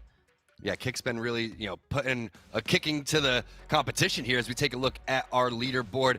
It's them in first place, and again, they were in 11th overall. The top 10 teams are making it into the playoffs. Alliance, that's that team in 10th place. So other teams that have to look out, teams like Maestro, where are they? They are not having the performance that they were hoping for, sitting in 10th place right now. Yes, they're sitting pretty in 3rd place overall, but it's going to be very, very interesting to see who's going to really step it up in these last couple of rounds, especially with everybody fighting for that playoff spot. And again, teams are going to have to also make their way through the relegation. So teams will make their way by getting inside by, I think it's the top, we have the top 10 teams coming through, and then the 11th through the 32nd teams are going to be the teams that make it in. The bottom 8 teams are the teams that have to go through the relegation. So tight, every game really meaning so much. We've also had 2 southern zones. That's something to point out and pay attention to, because a lot of times the zones will continue to pull over towards the southern side, which means the teams on the north-hand side have a tough go at it. Oh, absolutely, and we're going to see if that continues to be the case for the rest of the day. But I mean, I also want to give, I mean, you said it, I want to give a little bit of love to 789. They were not happy with what happened in game number 1, and they came back with a vengeance in game number 2. So I'm excited to see if that's something that could continue for them as well. And then, you know, we heard Onset and Gasket talking about it. Alliance, a little bit of the yo-yo effect going on right now. You know, they win the first game, and then they have struggle there in the second one. So hopefully we can see things kind of equalize a bit for them, because we talked about it going into that the first game. Alliance need those solid performances, considering that they were in that 10th spot overall.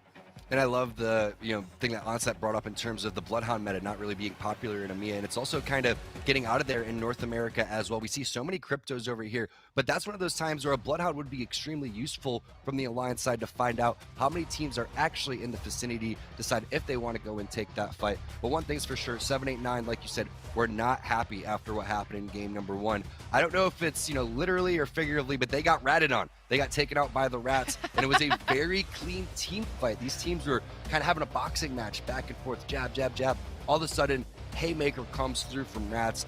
Really big plays came out from them, and they were able to take them down. But hey, 789, they're going to take that dub in game number 2, and they're going to be feeling good about landing on over towards this Fragment East side. One of the best spots to go and land, if not the best spot to land. You know the bubble's going to go down. You know the early Valkyrie scan is going to come through as well. Let's find out if we have another southern zone here. Gonna have to see how this plays out for them.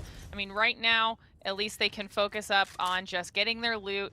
Everybody's good to go. You can see the edge of the ring was right there on their map, I believe. I scoped it out there just for a second. Okay.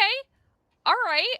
West side. A little bit of a western pull towards kind of, the middle of the map in general. I mean, this is going to be huge for anybody that can kind of get over into the staging area early. But a lot of those teams that we talked about that were in the Trials Skyhook area that had to make crazy rotations down to Lava Siphon or Launch Site, they don't have to do that anymore. I know these pro players love this zone because half of it is on the mountain, which means that there's going to be even less area to go and work with over here. No, you can't hang out in that water. That's why that's marked off. No, you can't hang out on top of that mountain either. You only have 15 seconds before you have to fall off that one. It's going to continue to pull over towards that respawn area, over towards the beacon on the west side, maybe over towards the hot springs, which is another popular spot where the rings are going to go and pull. A lot of teams are going to have to get over there. Otherwise, they are going to be stuck on the outside fighting in. Very similar to game number 1. Game number 2 was a little bit more fast-paced. We saw a couple early fights taking place. And then, again, Lava Siphon is one of those spots where a lot of teams can coexist. So going into zone number 5, going into zone number 6, we still had 10 squads remaining, which is absolutely phenomenal. Yeah, and I don't necessarily think that's going to be the case this time around. there is the potential. I mean, there's a lot of chokes in that area. There's potential for these teams to really run into each other a lot earlier on. But to be fair, I feel like the gameplay in general also picked up from game number 1 to game number 2. Maybe that'll continue trending upwards here in game number 3, and we'll get even more aggression out of these squads. You can see just how many teams are in this area right immediately behind 7, 8, 9. Let's see if they're able to spot them out on the track, see if they get caught out for running. Yeah, the blood started to warm up. Everyone started to get a little bit more dialed in after the first game. You know what? Whenever I had a bad game when I was competing in game number 1 or game number 2, just call those warm-up games. Get those out of the way. But there is no time here. I mean, we have 6 games. You have to really play your best. You have to always have that positive mentality, though, too. So 7, 8, 9, they bounce back. Poor game number 1, strong game number 2. Also a very strong early rotation. They left Fragment around 150 left on the clock, which means they're going to beat a lot of these teams over towards the landslide area. They're also going to try to get this Valkyrie redeploy coming through. But you can see how right now they are just emphasizing the rotation over anything, right? They could have looted up. They could have got ideal scopes, maybe even some better armor. There's really just not time for that. So it's going to be a Hot Springs area rotation and a ping going down over towards that building. Skyward dive also getting that Valkyrie passive. Going to be big over here. And peace out, y'all. Flying right by you first class into hopefully a safe building here. Yeah, this was an aggressive rotation. You can obviously see a lot of information being gathered by 7, 8, 9 in that rotation as well. They are able to land somewhere safe, but did take just a little bit of damage while they were in the air, making that rotation on a lot of the squads that have already kind of made their way over here themselves to start locking down some solid positioning. They don't get punished too terribly for it, but they also don't have the most ideal shield situation right now, so they are either going to want to deal some damage or see if they can find maybe some better loot as they try to secure themselves a safe spot. And spotting out a team on their rotation across the way, this might be that poke damage they're looking for. And that's one of the beautiful things about Loba, right? Even though they didn't get that loot as fast as possible over towards the Fragment side, now they have this black market, and the shop is open, Glitter. It is time to pick up whatever you didn't have. We love seeing a little bit of Loba shopping here. You can see just how many squads have already made their way on over to the zone. We already see some small engagements. I think the teams are trying to feel each other out right now, figure out who is where currently in the zone and see what fights are worth taking. Invictus, I mean, you mentioned it earlier, Tom, another team that's had some really solid gameplay here in the first few games so far. See if they're able. We'll see if they're going to be able to continue that here in the third game, as they are underneath the bridge, and a lot of teams have spotted them out.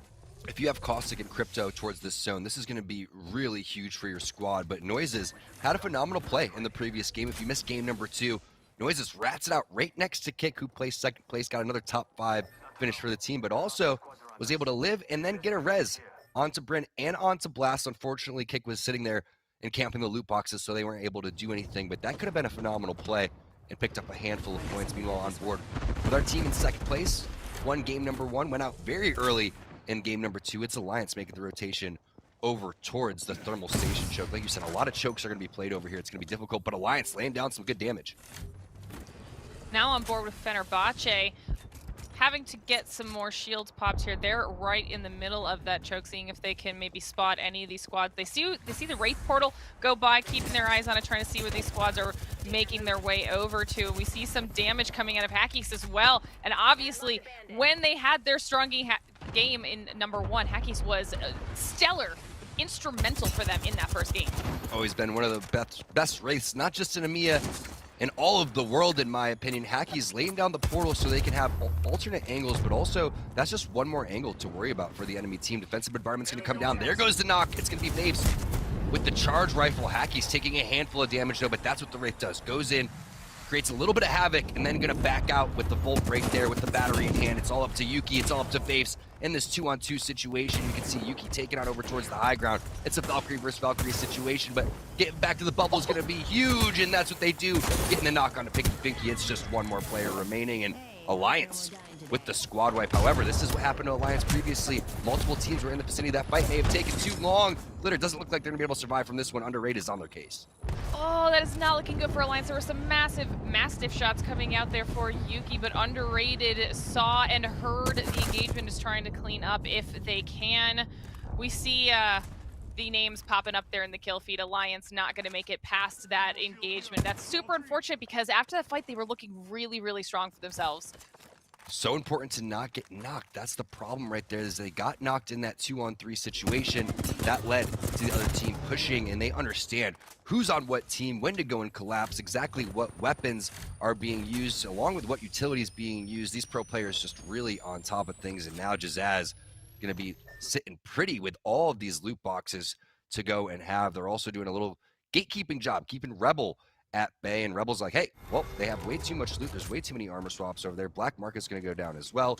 I don't think that's going to be a smart fight. Otherwise, another team's going to go and third party us, just like you were saying before. Sharks with blood in the water. These pro players are just on top of things, and you just saw that with how fast the third party came onto Alliance. Absolutely. Checking in with Eternal now. The crypto drone's coming out, seeing if they can maybe scout for some information and see where the rest of the teams in the general vicinity are. And we know, we talk about it all the time. Information in this game is absolutely crucial. So being able to figure out where the rest of these teams are and check any traps in their area is going to be huge for them. Now on board with Kick, the team we were talking about who's had a phenomenal day here so far, already in more engagements. We see the bubbles coming out, and they are trying to make a push here for more KP. OJ Rain actually takes a little bit of damage right there from the defensive environment, trying to get into the bubble using that jetpack, but you see the shots coming through with the flatline, not connecting like they were hoping for, but with a huge advantage, it is time to push, maybe taking that angle inside the window. I love this play, watching as the other players are going to push and filter the players up the stairs, and you can see OJ Rain just waiting to collapse on that. Again, 6th place overall in terms of kills. You can see why Kick is just having themselves one heck of a day. Like we were talking about before, in 11th place, trying to make their way into the playoffs. Right now sitting in 1st place overall with 35 points from today's leaderboard. They're going to have to take this fight, and they're going to have to make it clean. But Odin is so healthy, I'm surprised they're even interested in taking this fight. Yeah, I mean, Kick is swarming the enemy squad right now, so let's actually take a listen in and see how they want to play this fight. They're going bottom, I think so. Bottom. Maybe we are pushing you from the back, Ushi? No, here. no. I don't see. I have only 2 cells, 2 syringes. I'm gonna take us out, I think. Guys, let's rotate. Fuck this fight. Come this way. Wait for me, please, a bit. Yes. Fuck, bro. Yeah, I'll look up. We cannot push out caustic. And they reset it and stuff. There is a medkit, get it, OG. I will get it. I have only 1 syringes. Okay, I drop a Phoenix then, fuck it. I drop Phoenix, yeah. Okay. Bro, we can hold them. We can gatekeep them, yeah. Fuck, I have losses. They still there? Losses. Oh my god, that's not medkit. I'm Pepega. I have 2 medkits. Do you need? Keep moving, guys. We need to move. Yes. Okay, I drop you 1. Let's keep moving. Fuck them. They're gonna Valcold probably. Yeah, it's fine. We cannot lose our time here. Hey, thanks. They reset. Yeah, Valcolding. They probably go to our side, like to choke. Okay. Potty mouse, watch your language, Glitter. I mean, I just gotta say, cover your ears, young one. Sorry. You know, but what did they say? They said, leave these guys. That's what I heard. Yeah, well, I was gonna say, we were watching a lot of aggression coming out of them. They wanted that push, and then they realized that they just maybe didn't have the meds to continue sitting inside of the zone like that, so that they were continuously taking the damage. They considered gatekeeping them. We did also hear them talking about that, and in the end they decide to rotate away. But I mean, they've got what they had, a gold rampage. I mean, they had the positioning, they had the thermite that was taking down the enemy squad, and they decided in the end to back off. But still, this is the same level of aggression and very, very confident gameplay that we've seen all day out of Kick. Yeah, Odin was shaking in their boots right there. I mean, once you see the rampage coming through your door, you have to be a little bit nervous, but the caustic was proven very useful. Meanwhile, Uprising, they tried to get a little bit tricky over here. It doesn't seem to be working out as they lost the caustic of their own. It looks like the res is going to be able to come through. So many barrels over towards there. It would be just psychotic to go and push this one, but you can see the zone pulling away from Hot Springs. So that's going to be interesting to see how the teams that rotated, maybe like 7, 8, 9, will continue to gatekeep the teams that expected this to go Hot Springs, and it's pulling over towards the thermal station choke. That is where Alliance lands. That fight was so big for Alliance. Unfortunately, that third party came through, and the rest of the teams that took that spot are loving the situation now. Yeah, and the rotation into the zone right now is going to start to get very, very dangerous. Teams are going to have to decide if they want to make that push out and go for the safer wide end of the rotate, maybe go around the eastern edge of it and take the longer route to be a little bit safer, or if they want to try to make the push through the choke. And then if you're going to go through the choke, do you want to be the first team that tries to do it? Do you want to be the last team that tries to do it? They have to make that call and pray that it works out in their favor, because once they make their way through, we saw on the map there weren't a lot of teams on that thermal side. There were only 2, I think. The key about this is the team that's holding the choke has to deal with all those teams on the north-hand side, and there's going to be one team that makes it out from the south-hand side, but Rascal's taking a ton of damage. Shiv coming through Diff there as well with the Arc Star. When we're talking about being last towards the edge, that is what we talk about right there. Solo Q-Goats gets in, hits some heals, but now they have to deal with even more players from behind. Hello, Diff. Need to get with your squad. Lumi is just going to light them up from across the map, and that is all she wrote, most likely, for Shiv as well. We've seen him pull off some miraculous plays. This would be up there if he can do it. There's just too much chaos going on for Shiv to really pull that one out, but they had a really, really solid fight before that. Dungeon Master's now trying to go in and clean up the same exact fight. I mean, this is what we're talking about, the third party central, fourth party, fifth party, any point that these teams can get, they're going to take. We see Exons there at the end also going down. I mean, this was what we were hoping for, and I think we just lost at least 3 teams right there. I think we just lost a lot more than that, because look at how many boxes are sitting in there. It is just a graveyard of boxes. 1, 2, 3, 4 teams just sitting on top of there. 7, 8, 9. Fresh off their game number 2 win, looking for more blood. Odin Gamers, tough fight. Great PK shots from Shades, and wow, he gets it done. With a sliver of health as well. I mean, Odin Gamers, they were able to escape the confrontation with Kick, and now are actually taking some serious advantage of that. They're able to get some KP, tons of loot now at their disposal as well, and I think they have, at least in front of them, relatively cleared out to try and start making a rotation. Mimu does have the banner, I believe, so if they want to go and hit the res, it is completely possible. We saw Noises do that in the previous game from Team IG. Maestro locking down the high ground. Again, a lot of teams anticipating this was to pull over towards these buildings. Instead, it pulls directly behind over towards the thermal station choke, kind of where that Apex banner is. We've seen a lot of endings over towards that area, but it may even go more towards that thermal station side, which means if you don't have a Valkyrie, you are going to be in an absolutely tough spot. Another tough spot is going to be Uprising, looking from the ground all the way over towards the top of that rock. Great shots there, but still taking a decent amount of damage as well. Are we going to see a crazy Kobe Nox gas grenade from Crescent? It could be possible. The portal over towards the edge of the zone. We've seen this so many times where teams just barely making it in. I mean, they're trying to decide what they want to do here. Uprising and Maestro. Do they take the fight? Do they try to escape and live to see another day? I mean, if they start that rotation, though, there's going to be people in the way, so though they need to start doing something. Whether, you know, that's the Nox guy. Oh, okay. Well, and we're jumping on board as 789 is continuing their reign of terror. 789 not stopping with Talk Dogs as a team of 2, trying to put in some serious work. EMP is going to be popped. Mimu is going to go down 0-0, trying to get into the phase, into the void, figuring out where these players are going to be approaching the situation. Running pretty low on heals as well. Maybe can be able to get that banner, maybe not, as 789 now trying to survive throughout all this. Look at the shots coming in from Believer. It's not going to be enough, though. All that work just to go out in 10th place. A lot of kills on the board, though. Yeah, that KP is going to be massive for them. It's still nice to see consistent gameplay, though. You know, sometimes you just get a little bit unlucky here. Eternal, though, looking very, very strong for themselves. Lots of damage, decent KP on the board as well for Eternal. This is a great spot for them. Maestro, though, has still not moved off the rock, and as I see that, we see Rugby drop down, possibly starting this fight with Uprising. Yeah, Maestro is super interested. Also, having the Digi threat throughout all this is going to be big. Problem is will they get collapsed on? We saw from the player outlines, there was another team over towards the blue truck. They have seemed to dip out, and this does pull away from the choke. So Maestro, they have to be wary here. It's going to be a Valkyrie redeploy coming through. Skyward dive most likely, but the team down below, will they kind of grief? Will they look up? Will Crescent decide that he wants to start getting a little bit interested with that Nox gas grenade? Really comes down to what Shadow wants to do here with the portal. I mean, they don't have a whole lot of time to decide, but as we see that, we see the Valkyrie rotate coming out. which means Maestro should be safe. And as Uprising saw them go, instead of going for that damage, they just said, you know what, we have to make the rotation as well. The ring is already closing. We got to get somewhere safe. So now we're jumping on board with Rebel, who's been doing well for themselves here today as well. And they're starting to pick a fight. Big 84 shot there from Pia. You can see 0-0. Valiant effort there.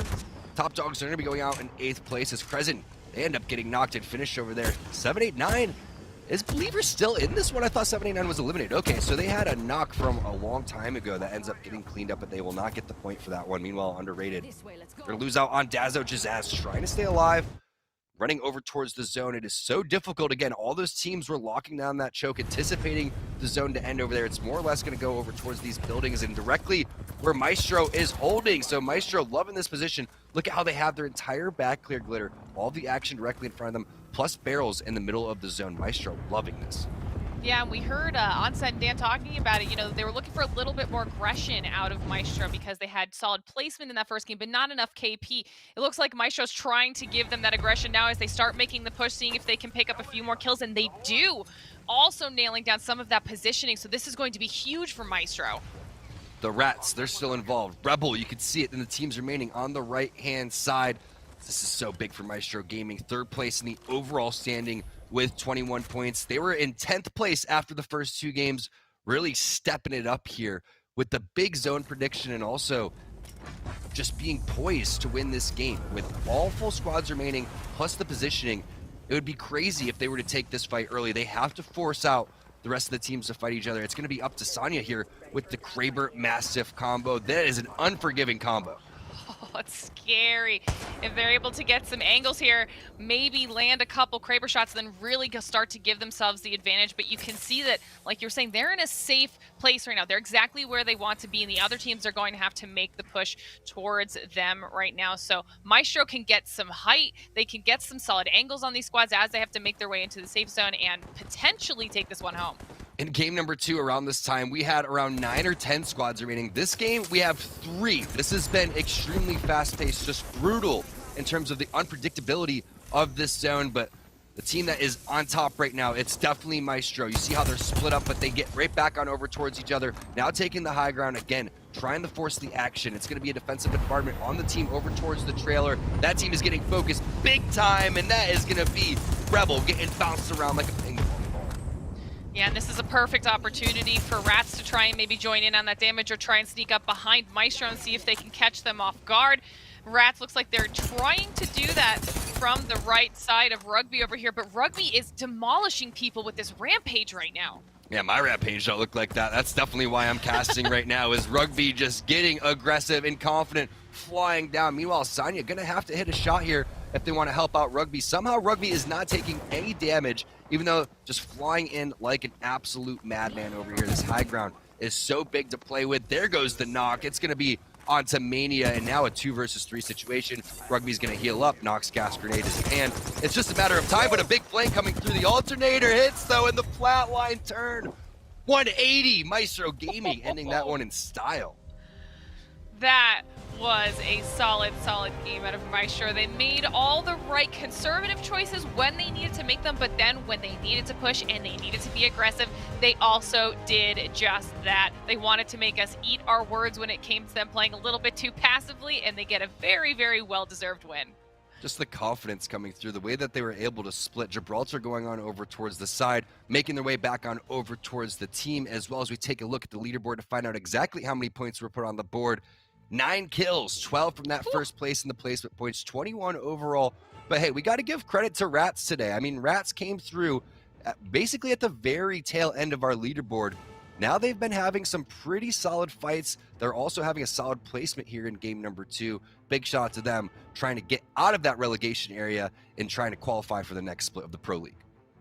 Yeah, I mean, I was thinking that when we were watching the game that we got to give Rats a little bit of love. They've managed to, I mean, they had decent KP in that first game. They've been present every single game so far. Somebody to keep our eyes on, but Rebel as well having another solid performance after they were able to take home 4th place in that first match. So Rebel is making sure they're getting some points on the board for themselves as well. All of these teams trying to make sure they're getting themselves into that top 10 spot if they can. you can see just how well you shoot. If you're 7-8-9, for example, and you still won game number 2, going into game number 3, not missing any shots really, still getting outside of the top 10 in 10th place. Just such a big game overall from Sonya. You can see 2,000 damage overall. The way, again, that they were each holding their own was so impressive. Ron sitting there with the Nox gas grenade, turning around and hitting the shots. Rugby flying in with that jetpack, taking on over towards the high ground. The Rampage did it for me, though. I mean, I'm inspired. Yes. I'm inspired. I'm going to use the Rampage after we're done casting.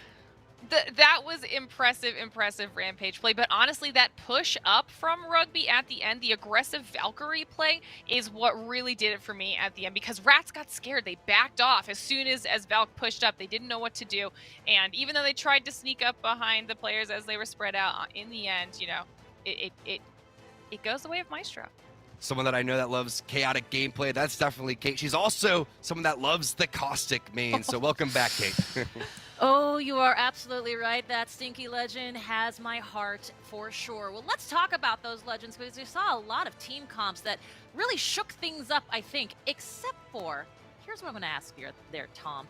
We had some shakeups, right? We had some people, we had a lot more cryptos. We saw some Bloodhound meta, which of course you guys had mentioned, as well as Onset and Gaskin. But I want to real quick mention that our first 3 games go to, the first one was Wraith, Gibby, Valk with Alliance. Loba made an appearance when 7-8-9 took match number 2. Maestro, of course, coming back to that Wraith Caustic Gibby. Let's start with Tom. Team comp wise, what are we thinking? Should all of these teams go back to that Wraith Gibby Valk comp? It seems to be working pretty well. I really think that if you're going to play right now, you have to have Valkyrie and Gibraltar just as the core, because the redeploy is so huge. Not only that, the little small plays that you can make with Valkyrie's jetpack to go and take the high ground, it reminds me a lot of what Pathfinder would do, but just a lot more easy to go and use, because you don't have that long cooldown in terms of trying to take over that high ground area. And you can see from all of these clips how important it is to lock that down.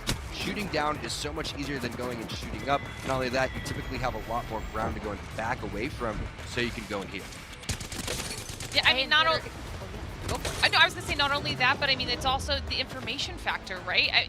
Valk, we've seen it time and time again in these games where Valk's able to get a spot on high for the squad and then relay the information back to the team, because there have been the first 2 games were very end game heavy with how many squads we still had alive, and all of that information becomes paramount when we're in these situations. 100%. Now let's continue on with that team comp question as we take a look at these highlights here coming into game and match number 3. We saw match number 1, Rats fielded an Ash. We've seen some other teams in different tournaments coming up to this one fielding that new legend. Tom, was it a surprise to you that we don't see more of Ash? And if not, why? I think the reason why, yes, to answer the first question, the second I'm surprised that we haven't seen so much Ash, but the reason that is, and the justification for that, is because it's really not time to bust that out yet because of the amount of preparation that you need here. Remember, everyone's been playing Wraith since Season 0, basically, going through when Apex first came out, so you know the way that Wraith moves. Yes, there's been some minor changes here and there, but if you're going to go and play at the highest level, you need a lot of experience underneath your belt with a certain legend. I don't think players are comfortable yet like they are in Valkyrie with Ash. I mean, my goodness, you're absolutely right, Glitter. We saw a lot of late rotations. We saw a lot of rotations, we'll say. You're absolutely right, Tom. I mean, it seems at this point that the team comp, Glitter, is fairly straightforward if you want to be in those final late game circles.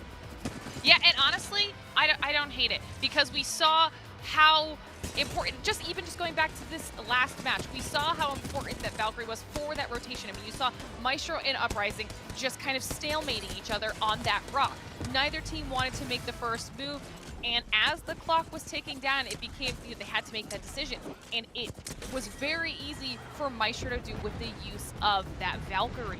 It's probably the one rotation that essentially led to the win in the end because of where it got them location-wise safely for that final choice. So I mean, I'm happy with where the meta is right now for the team comp. And I will say I'm happy when they start using Valk that ultimate.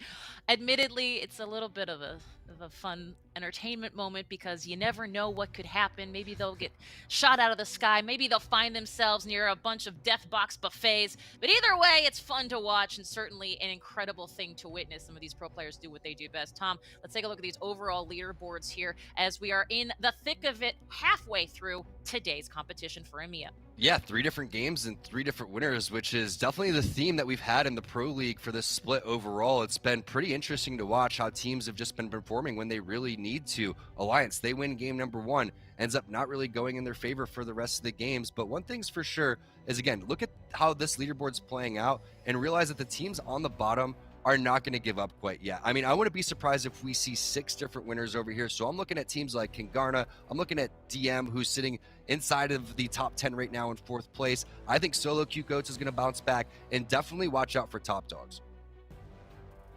Yeah, and Glitter, I gotta say, this seems like one of those moments where you don't sleep on anybody, because you can find yourself at the bottom part of that leaderboard real fast.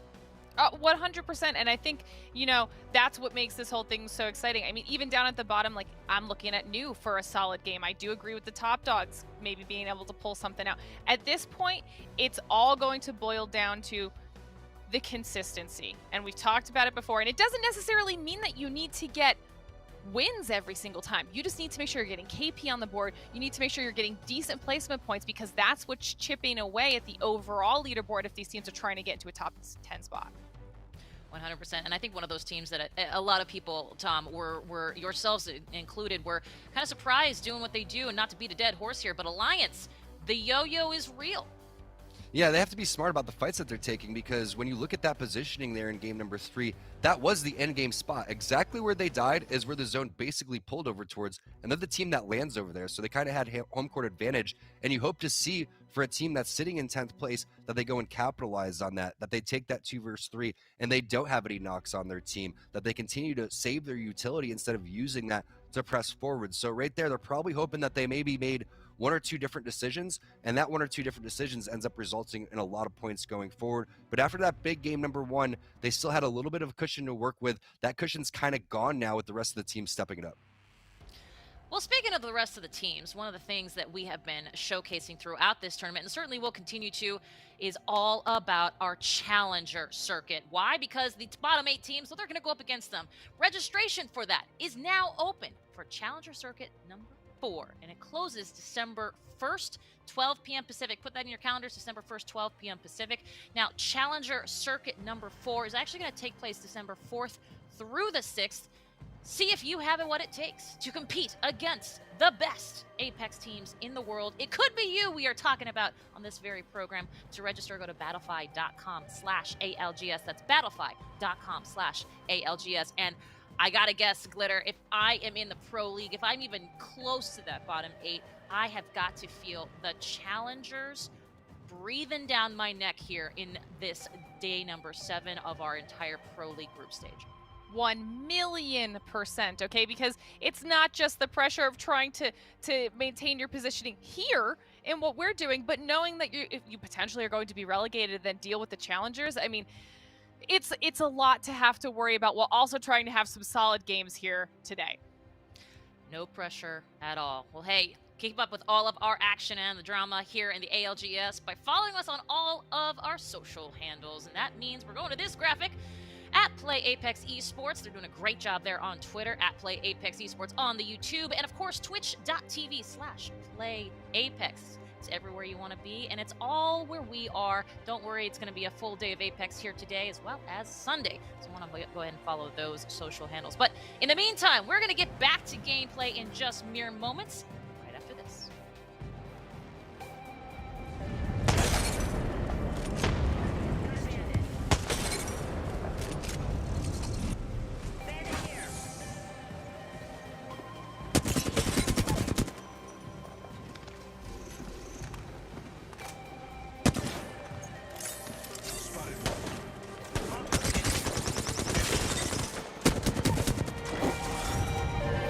PGL is the official broadcast partner of the Apex Legends Global Series NA and EMEA Pro League.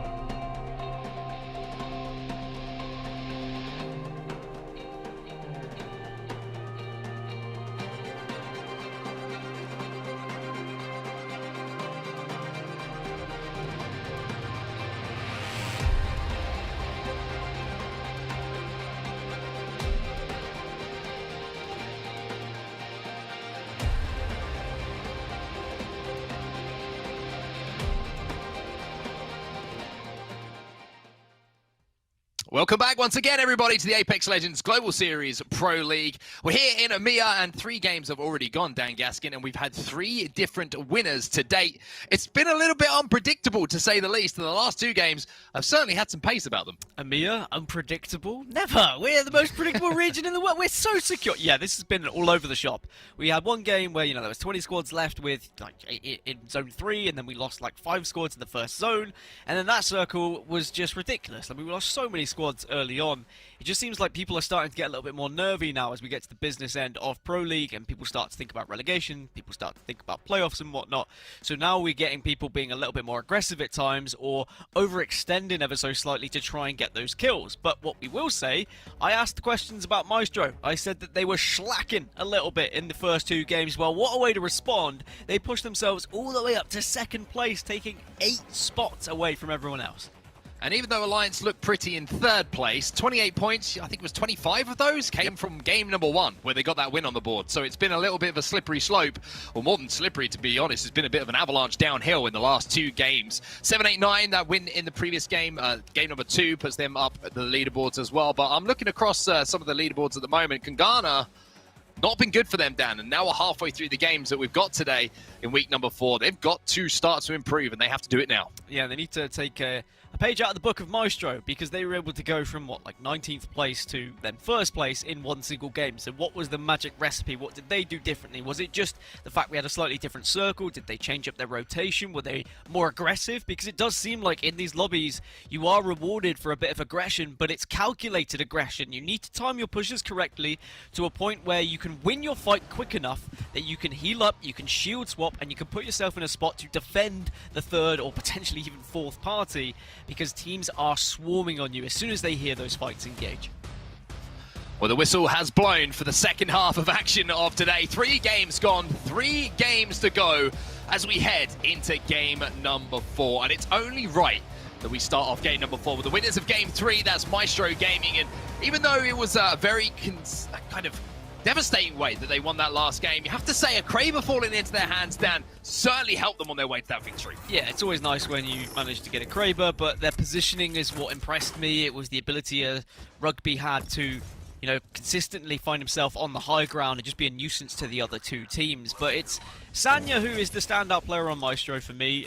Actually, prior to today, had the most kills in EMEA in Pro League with 39, and would of course added to that total. But it's the damage from Rugby. But that's actually, wait. Oh, have we changed games, or was it the same game we casted just about 30 minutes ago? I think, if I remember correctly, Alliance win this game. Yes. I'm not going to, there's no spoilers, but obviously this circle very, very similar to what we saw, not only in game 1, but pretty similar to game 2. And once again, the north side of World's Edge being neglected ever so slightly here by the RNG of where that circle is going to pull. But as you can see on your screens, Lava Siphon, we're going to be seeing a little bit more of that. We've got to know that very well so far, but also Launch Site going to be heavily involved once more. So for Maestro, who have had some pretty good placings in all 3 games and landing over here at Staging, smiles on faces, Dan. Big smiles, because they know exactly where they've got to get to. Yeah, so the first game, Maestro, they were able to get into that final circle, and they were able to get a good placement in 4th, but they weren't able to find the KP. So I think they'll look at that, they'll look at the previous game they've just had success in, and they'll try and find a combination of the 2 now. They will perhaps look to rotate early because, it's going to be so close to them anyway at this point, but probably keep their ears peeled a little bit. Can you peel your ears? Doesn't matter. You've got to just check for those teams that are going to be on the edge of the circle, that are potentially going to be taking damage, because there is more fights that are going to be happening the further we get into these games. Third-party possibilities will be there. Free KP at times if you can just correctly time your push. I think it's eyes peeled, isn't it? Yeah, I know. Eyes peeled. I realised that, but that's why I said ears. you can't really peel your ears. But, you can't really peel your eyes either. We'll leave that one. We'll leave that one for now. But we are going to be watching Solo Q Goats once again on their beautiful little loot path over here at Trials. And something to note for them as well, you're destroying those Prowlers now with the update. You get a little bit of a damage contribution towards Evo Shield. So not only do you get the extra loot, you also leave with a little bit sort of boosted Evo Shields as well, unless you're Diff, of course, who might have been looting a slightly different POI and didn't get quite the opportunity to do the damage that you would have wanted to onto those Prowlers. But for now, Solo Q Goats, once again, going to be leaving very, very comfortably with good loot. But it's always a drawback I find with Trials. Yes, you get good loot, but think about where the zones have been. And historically, this season in ALGS. We've always been going to the south, it seems 80-90% of the time. So to land right up in that top left corner of the map has got to hurt them every single time they see a circle pop up. But the solo queue goats do like to take their fights, they do like their engagements, and it does mean it offers plenty fights indeed as they traverse across the map. Red Dragon have posted up in launch site. This is an area where the circle could end, so they are just making sure that they put themselves in the best possible spot, they think, as everyone will find those buildings that, you know, do finish right closest to that last circle. Rebel were another team who found success in the opening 2 games when the circle was somewhat similar, so they'll be looking to try and recreate that as well. But you know, Alliance, after having like an up and down sort of day already, starting off really hot but then dropping the next 2, they need to find that same success they did in game number 1. Well, Fenerbahce just trying to hold off the push here. You can see a very aggressive portal underneath them, and I wonder if that team's just going to try and play the side of this building over here at launch site. It's going to be up to Fenerbahce to try and command this space as much as they physically can, and it does look like that is going to be the case here. Major pushers making that move just out of the lines of sight that were available to Fenerbahce, and you can see in the background, once again, Invictus making a quick rotation inside of launch site as well. So Redragon kind of holding down the low ground as we see our first kills of the game going down, and New Esports once again picking up some early KP. And they're going to be playing Ash. I think this is going to be happening a little bit more as we get into the next few games, as those teams who are lower down in the leaderboard and they want those kills, they're going to be chasing people across the map after you scan. And even though those are going to be the first death boxes now actually on the map, it will offer other teams who are using the Legend to scan those a little bit later on if they come across them, and then they would get the information of where New Esports were. So even though New Esports got the first kills, they could potentially be a target if they run away from these death boxes and leave them to be scanned. So New Esports with a little confidence booster here in game number 4. It's always a good feeling when you have that first fight. You manage to isolate, and more importantly, you manage to get the kills quickly so that no third parties, even though, you know, not too many third parties are going to be around at this point in the match, just to make sure it's quick. It gives the confidence when you get into those fights later in the game, Dan. If you can finish one early, in early game, when you have to finish fights and it becomes more, you know, desirable to do so to avoid the third parties later on, it just makes you feel a little bit better about yourself and more like you're going to have success towards the end of the game. Yeah, just having the KP early, it just means you're not going to be as anxious as the closer you get to endgame. You're not going to be thinking, oh, well, you know, we've got placements, we haven't picked up KP here, so are we going to be picking up enough points? Is the placements going to be enough? If you've already got some decent KP, then you're going to be... You'll say, all right, well, even if we win the game now, we'd probably pick up 2 or 3 more just from the natural end game. So it just allows you to relax ever so slightly more. Rascals are going to be somewhat close by to the death boxes we just saw previously, but they're going to be moving closer towards the circle as elsewhere, Fenerbahce, you know, still in this standoff battle, this poke war that's occurring towards launch site, but no one's come out on top. Instead, they've just been depleting one another's resources, and you really have to, at some point, decide when is enough enough? Do you eventually just push and say, we can't afford to be wasting so many resources here on this fight? Just trying to level out those Evo shields at the moment. You can see that Pinky Finky only needs 29 damage, and I think Draconian was under 50 as well. So one more shot and they'll be up to purple, blue, blue, which is a much healthier position to find yourself in. Rascals, though, they're trying to push up on this team on the choke, overlooking Geyser at the moment. The EMP goes off, and that will force the team down from height. So it looks like they've managed to do enough damage to force this team into the Geyser itself, who are now going to be leaving for now. No KP secured for them, but at least showing some presence. And once again, getting those Evo shields leveled up, if you're leaving with white, is kind of first call of action for every team. Well, as we've seen this circle play out a couple of times, teams are transitioning as early as possible. They know where this zone's going to be. They know how it plays out in terms of who's rotating where, but Rascals seem to be confident holding this spot, and there is another team approaching them here. Big damage coming out from the flash damage.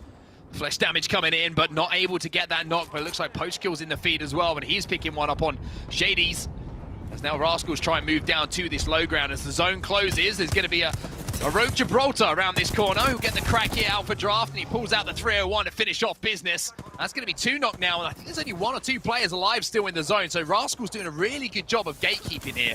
But like we mentioned, the longer this goes on, the more difficult it might be as we go into the first fight we've seen inside of launch site, and it is Fenerbahce Esports versus Major Pushers. Cleve really struggling at the moment. It all comes down to Fitu here, and he will be taken out. So FB with a big hold inside the building. But now they've got to be careful. Pinky Finky needs to get back to his feet. With teams rotating into this hot zone, they're going to have to be on their P's and Q's and make sure they can heal and get healthy, and it looks like they'll be able to do so.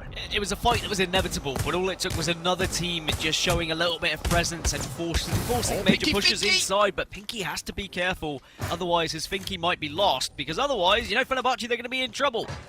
Could be a 2 versus 3, but looks like Pinky Finky is going to be okay for now, but there's a couple of teams just having a sniff at this one. They've heard the damage, they've seen the knocks, and there is a Wraith portal outside as well, so Fenerbahce have to just hold.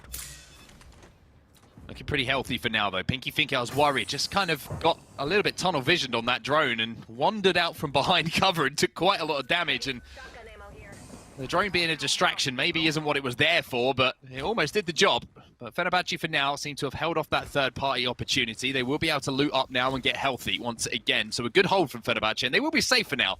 They don't have to do too much at the moment. They've got those KP, like you mentioned, which is just going to settle things down a little bit as far as points is concerned. And they have some extra armors, so that's going to give you an indication of how they want to play.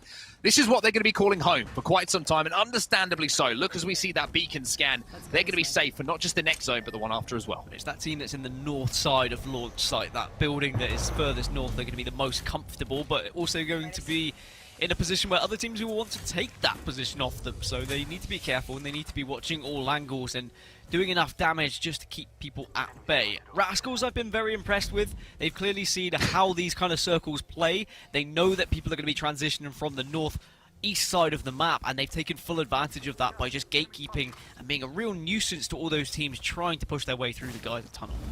I love the way you say Rascals, by the way. Very West Country. Rascals. Rascals, a couple of extra A's in there, but Rascals at the moment, they're a little bit split, and Paradise is taking some damage. The Gibraltar will have to use the defensive bombardment. As you can see in the feed as well, it looks like Underrated are involved with the fight with Kick and got the first knock, but for now, Rascals, they've got to do what they can to kind of stabilize here. Shots coming in, Paradise will fall. They do get the trade though, but Sivens now left on his own, has to get the bubble down, and that might well allow the Reds to come in, as there's going to be a player flying in his bubble, and that will be him eliminated. And there is New Esports. Hello, everybody.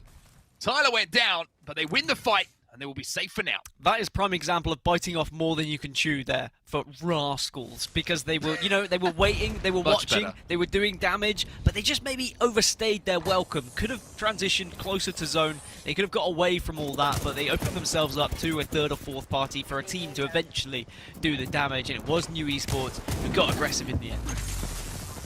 Well, Uprising, they are caught in this tunnel at the moment, and Sorben's going to go down as Wawa manages to pick up the first knock. Pretty sure that's the exact pronunciation of it. I will not be corrected, but Rats now in some real trouble here as the Bloodhound ult is going to be popped, but they are eliminated. Uprising will win the fight, and they will control the tunnel for now. You can see that Kick Esports also trying to move up on things, so maybe they don't have quite as much control as I originally thought. I think you missed the eyes at the end of Wawa, which would be why? Silent eyes. Silent eye. As I say, I will not be corrected. Sorry, I didn't mean to correct you, just questioned you so slightly. Kick are going to be a real nuisance holding down this vault tunnel, but they're taking damage as well. They're only a 2, and it doesn't look like they're going to be able to get this banner. Yeah, they're kind of sandwiched right now. You can see there's a team up on the high ground towards Dome, and there's a team holding them out, so they're going to have to maybe get hyper-aggressive or look to just focus on one player, get a laser to make it a 2v2, but they're in a really tough spot here, and with Zone 2 closing, maybe they have an option to rotate through Zone, but I don't know if they'll have the meds to survive it, so inventory going to be important for this next decision to be made, but for now, you can see they're just trying to beam one player, maybe get an opening, and then move from there. Remember, Kick are leaders at the moment in this lobby, so it would be huge for those in the chasing back if Kick were to be taken out. Maestro, I'm sure, would be delighted to see them on the kill feed, but for now, Kick still just about surviving as a 2, watching all those angles to ensure they're not being pushed up on, because they can just hold off and they can survive in this vault tunnel in the next circle and maybe gain a few positions and gain a placement point as well for getting into the top 15. New Esports, after their kills earlier, they're in trouble now. Yeah, Tyler's gone down as well. That's the Gibraltar, so a reset is so much more difficult, which is why you're seeing Kishira try and get aggressive.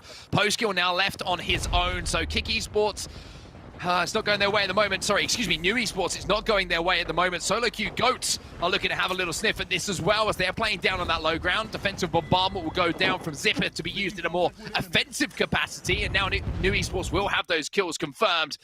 Solo Q Goats add to their tally. Yeah, are Solo Q Goats aware that Vic is the last remaining player just below them? I don't think they've spotted him, but they may eventually just catch wind. There's 7, 8, 9 in a spot of bother. There's Desu. really struggling, but managing to just about survive. And Solo Q Goats just emitting a serious amount of damage at the moment. The longbow doing a job, and you've got the ability to just whip out the Peacekeeper if someone does push up close to you. But there's a lot of ultimates being used, a lot of teams who are caught in no man's land right now. Zipper's just trying to poke over this little ledge and see if he can get some damage done, but he's going to have to back up, and he's got plenty of bats to do so, so won't be too worrying here for Solo Q Goat. Shiver's going to have to back down for now, but the gold armor will be reinstated very, very quickly here. Decides to go for the shield battery instead, as the smoke will be put down onto the bridge. A little bit low on that one. Don't usually see Shiv miss those smokes. But 789, having lost Esdesu for now, just trying to hold off the push, and it doesn't look like they're going to be able to get into position to get her back on her feet. So I believe he's going to go back to his teammate with the bangle, and they're going to find somewhere else to play for now, but it's a very tough position for them. Great damage with the flat line though, even from a distance, sometimes difficult to control, but we're starting to see a few rats emerge as Vic, the last remaining player from Odin Gamers, has heard all of that commotion above him, but is now going to have to transition to the next circle as well as Believer. So we've got 2 players, last remaining. They desperately want to stay alive to try and at least get into the top 10 to pick up some extra placement points, but it's going to be very difficult. Zipeth also extremely low, him and DiffQ, the last 2 remaining players from Solo Q Goat, but Zipeth has got an armor swap. Why this is all going on, Vic has managed to kind of sneak away from this, and in the kill feed we can also see Alliance versus Kungana. It looks like Alliance have got that first knock. Yuki doing big damage, Zipper's trying to avoid taking big damage himself, as now you're going to hop over to the point of view of Alliance. Medulo is eliminated here by Alliance, and the 30-30 repeater doing damage onto those players knocked. The question is, can they secure all of the kills here onto Kungana? Are Alliance willing to push this and really try and put the pressure onto KNG? Well, let's have a listen in with Alliance and see what they think of this fight. So much damage. Kill Nice, one. I got my kill. Yeah, it's on your solo now. Okay. Oh, remember, safe up here, guys. Come climb up to me. Vibes, use this if you need to. We're in Logan over here later. I'm waiting for give me auto cell, boys. Give me auto cell. Yeah, dropping it. I'm gonna TP for the loot and kill the solo. Okay. Try and get me some light ammo as well. Yep. Vibes, you can come up to me, by the way. Okay, be careful so these fucking monkeys don't drop on us now, okay? Yep. You have to be aware of that. If they drop, they're dead. We'll just... They're looting the other team right now, I think. So the call coming in from the IGL hack is there. He's going to portal for the loot and try and kill the solo player as well. So good confidence from him, but more about securing loot. You can hear the comms coming in from Yuki as well. If there's any light ammo, bring it back, my friend, because I need to shoot my gun more. Yeah, you can see where that circle is transitioning to as well. They were saying they're going to have to play low ground when it does move on over. And they had the high ground in that first game when they won, but for now, they're just going to have to focus on the low ground. They're going to have to focus on what they can do as Kungana eventually are wiped. I know Invictus Gaming were on the other side of things, doing some damage as well there, so they will be within earshot of all those bullets. Solo Q Goats have managed to dive on into an area of the circle where they can survive, but are they going to yet? Just about. No, Zipeth gets tagged, and now DiffQ's the last remaining player. Pierre, from nowhere with a 30-30 repeater, just catches the toe of Zipeth. Yeah, he had a direct line to Dan Gaskin's comms there, Pierre, and decided to cut him off at the pass as he hits that shot. But it looks like the res will be able to be picked up, as DiffQ's now going to be moving in himself to see if he can secure those kills, or maybe look to get out of dodge. But look at this. All of a sudden, Zipeth goes down again. Diff has to jump into the lava for now to try and survive, but he's got nowhere to play, and the crossfire from all teams means that Solo Q Goats will fall. And now we're seeing the lobby start to once again start to be chipped away with teams left alive. And a lot of fights being taken once more. Round 4 about to close, and we're only having 12 teams alive, Dan. And it just looks like there's not a huge amount of playable area, or there's too many fights being taken before we get to that end game. Very little buildings to work with. It's all lava and rocks. Maestro will lose one. Sanya, one of their main players who does always pick up those kills, has gone down, but Rugby, the biggest damage dealer on the team, is still alive. That's very important. Top Dogs are looking to push on in and have managed to find themselves into the circle, and they can stop a lot of the teams trying to work their way in here. Oh, if that was delayed just a few seconds later, that EMP, the bubble would have gone, the damage would have been done, but those few seconds can make all of the difference. The Caustic Ult will go down as well. They really are expending resources here to try and get these kills, and it looks like they will at least get one. Ruabe, though, accidentally falls into a portal, and Unfortunately, taking a little bit of a burn to the back, but will go back through as his teammates are doing a huge amount of work, but he's going to need to heal, and he's going to need to stay healthy as he just about manages to get back to his team. Just so much vision being blocked from the gas at the moment, but it looks like Top Dogs are able to reset. Elsewhere, Invictus Gaming have been knocked out. Maestro also got wiped out before the top 10. 7, 8, 9 losing players, and somehow Kick still alive, by the way. Our lobby leaders, who were down to just 2 earlier on when there were 17 left, they're still in the mixer with 8 remaining, and with them seeing Maestro going down, that's big for them in this week's play, because they will carry on to assert their dominance at the top of the leaderboard. Alliance trying to ping what their next move will be. For now, they're just letting the lobby take care of each other. Good Draconian with a nice shot with a longbow, or I should say, excuse me, with the Sentinel just peeking over that barrier to do some damage and get that Evo shield maybe a little bit closer, but there's a cheeky player having a little flank down low. He has to retreat to play this staircase with his teammates. A little tough rotation for Fenerbahce to move, though. You can see they're on the quicker side of circle here, Dan, so they're going to have to make a move. They are, and look at where they have to try and go as well. Look at how much lava is within that last circle. You are going to be playing with very little coverage at this point. It's all going to come down to your ability to shoot multiple targets. You need now, as a team, to be focusing the same legends. Communication is massive in a last circle like this. This is not going to be fun for Fenerbahce getting in. They need to choose a spot and work together once they land. Fenerbahce making that play to avoid all of the fighting that's going down as the zone does close. Top Dogs trying to make a portal themselves, but you can see they're not safe for now, and I don't think the portal was exactly what they were looking for either. I'm pretty sure that Alliance is still to their right-hand side as well. 0-0 has to check that corner, and luckily he does. Alliance make their port. Fenerbahce are safe for now, but they have lost one in all of the carnage, and now there's going to be some shots onto these down players to try and secure the KP, but the only thing that looks like it might be secured now for Fenerbahce is an early bath, but no, Cass Ryan says, I want to play a little bit longer. Alliance are starting to lose players. Fenerbahce eventually go down. Top Dogs have lost one. Alliance also losing Yuki now, so they're down to 1. Blast is still just about taken down, so Invictus down to 2, but Top Dogs on their own. Rebel, though, one of the healthiest teams right now, a full 3 in a really good opportunity, but just like that, one gets wiped down.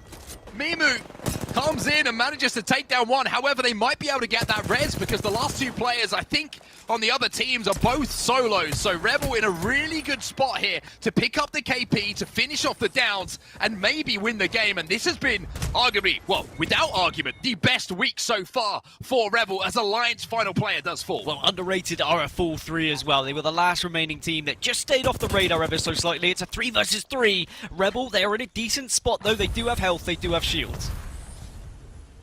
Caustic Barrel goes down, but will be shot before it can fully extend, and given the cover that they are looking for. Pierre trying to peel one player. Oh, 187!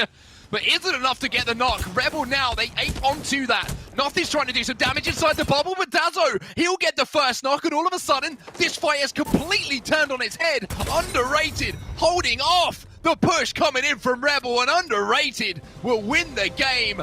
And that's big for them. The new lineup showing why they made the change. Oh, that's going to be a tough one to take for Rebel, though. They'll want that one back because they had the chance to win that game. After they'd done that initial damage, they were desperate to get the knock, but they walked straight into the Underrated trap. The ambush was there waiting in the bubble, and some of the shots we saw hit by the Underrated crew there was magnificent. They take the victory. They did go under the radar ever so slightly. They were in circle nice and early. They just waited and they watched all that carnage unfold. They did the damage when they needed to, but ultimately they come out with the big W, and that'll be a severe amount of points for them to work with.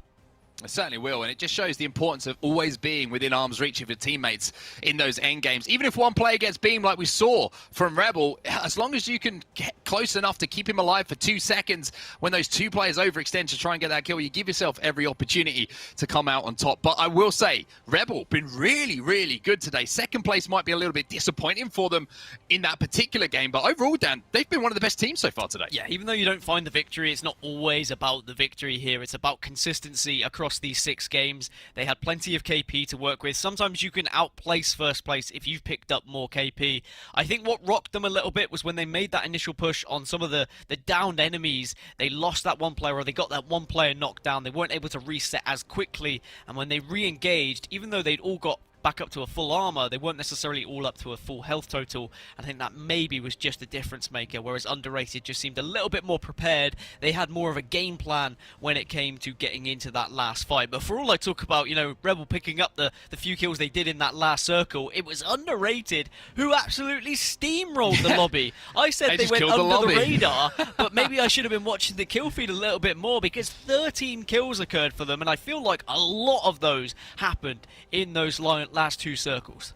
Yeah, really a huge performance from Underrated. 13 kills, like you mentioned, 25 points overall. That will certainly catapult them up the overall leaderboards. Rebel in second place, we saw just the 3 KP for them towards that end game means they end up on the same amount of total points as Alliance and Top Dogs. IG inside of that top 5 once again. They've been pretty consistent today. But I'm looking at the other end again, Dan, and I'm seeing Kagana really struggling to get anything going today. I think what impresses me is the fact that Kick were able to stay alive for so long. I know they only got a few more points than Maestro, but that's big for them when they were top of the leaderboard and Maestro were second. But Underrated will certainly climb up the leaderboard a significant amount. But yeah, there's a few teams who are struggling here, and now we're going into match number 5, and you feel like if they haven't got anything going in the first 4 matches, what makes you start to think that match 5 and 6 is going to be any different? The lobby is starting to realize how everyone plays once again. We've already seen certain teams gatekeeping in the same zones, knowing that those rotations are going to be coming through, knowing which teams are going to be pushing from where. It doesn't always work out in the best way. We saw that from Rascals. They got a few kills, but it wasn't enough to keep them alive and get them into the last circle. Well, that's what you want from a new player, right? K-Swinny moves over to another team, and HTP Harold comes in, and the man drops 1,757 damage, 6 assists along the way, as well as some KP. That's what you want from a new player, right? You make that change. It's, you know, things weren't working for them the way that they were in the previous seasons, where we were talking about Underrated being probably one of the worst named teams that we have in the ALGS due to their great performances. But they made the change, and it seems to be working for them. Up into 3rd place, jumping up 9 spots now. But the real story, Dan, you have to say Alliance with that little bit of KP towards the end of that game, and with a good placement, they jump up back into 1st. Yeah, Maestro dropped 3 spots. They're overtaken by Rebel, Kick, and Underrated. Alliance, though, they'll be delighted with that. But it's just so close between these top 4 teams now, and this is what I was worried about after Game 1. Alliance had 25 points. They were just head and shoulders above the rest of the lobby, but now there's so many teams who can take that first spot off them, and you know, the drop-off is huge. When we look at how many points you actually achieve from these weeks, you get obviously 12 points in 1st, 9 for 2nd, 7 for 3rd, and then you drop down by a single point once you go from 4th and onward, and you could be looking at a difference between 2, 3, sometimes even 4 points, and those points are going to be massive when we get to those final results, when we look at playoffs, when we look at the potential for relegation as well. So you really need to be making the most of having any sort of lead here. Alliance finding the form we were worried that they were struggling to find for a couple of weeks, but they really have stepped it up. They overtake the leaderboards, and we'll have to see if they can continue that dominance as we head into Game 5. It's time for us to take a quick break before we head into Game 5, so we'll see you in just a few.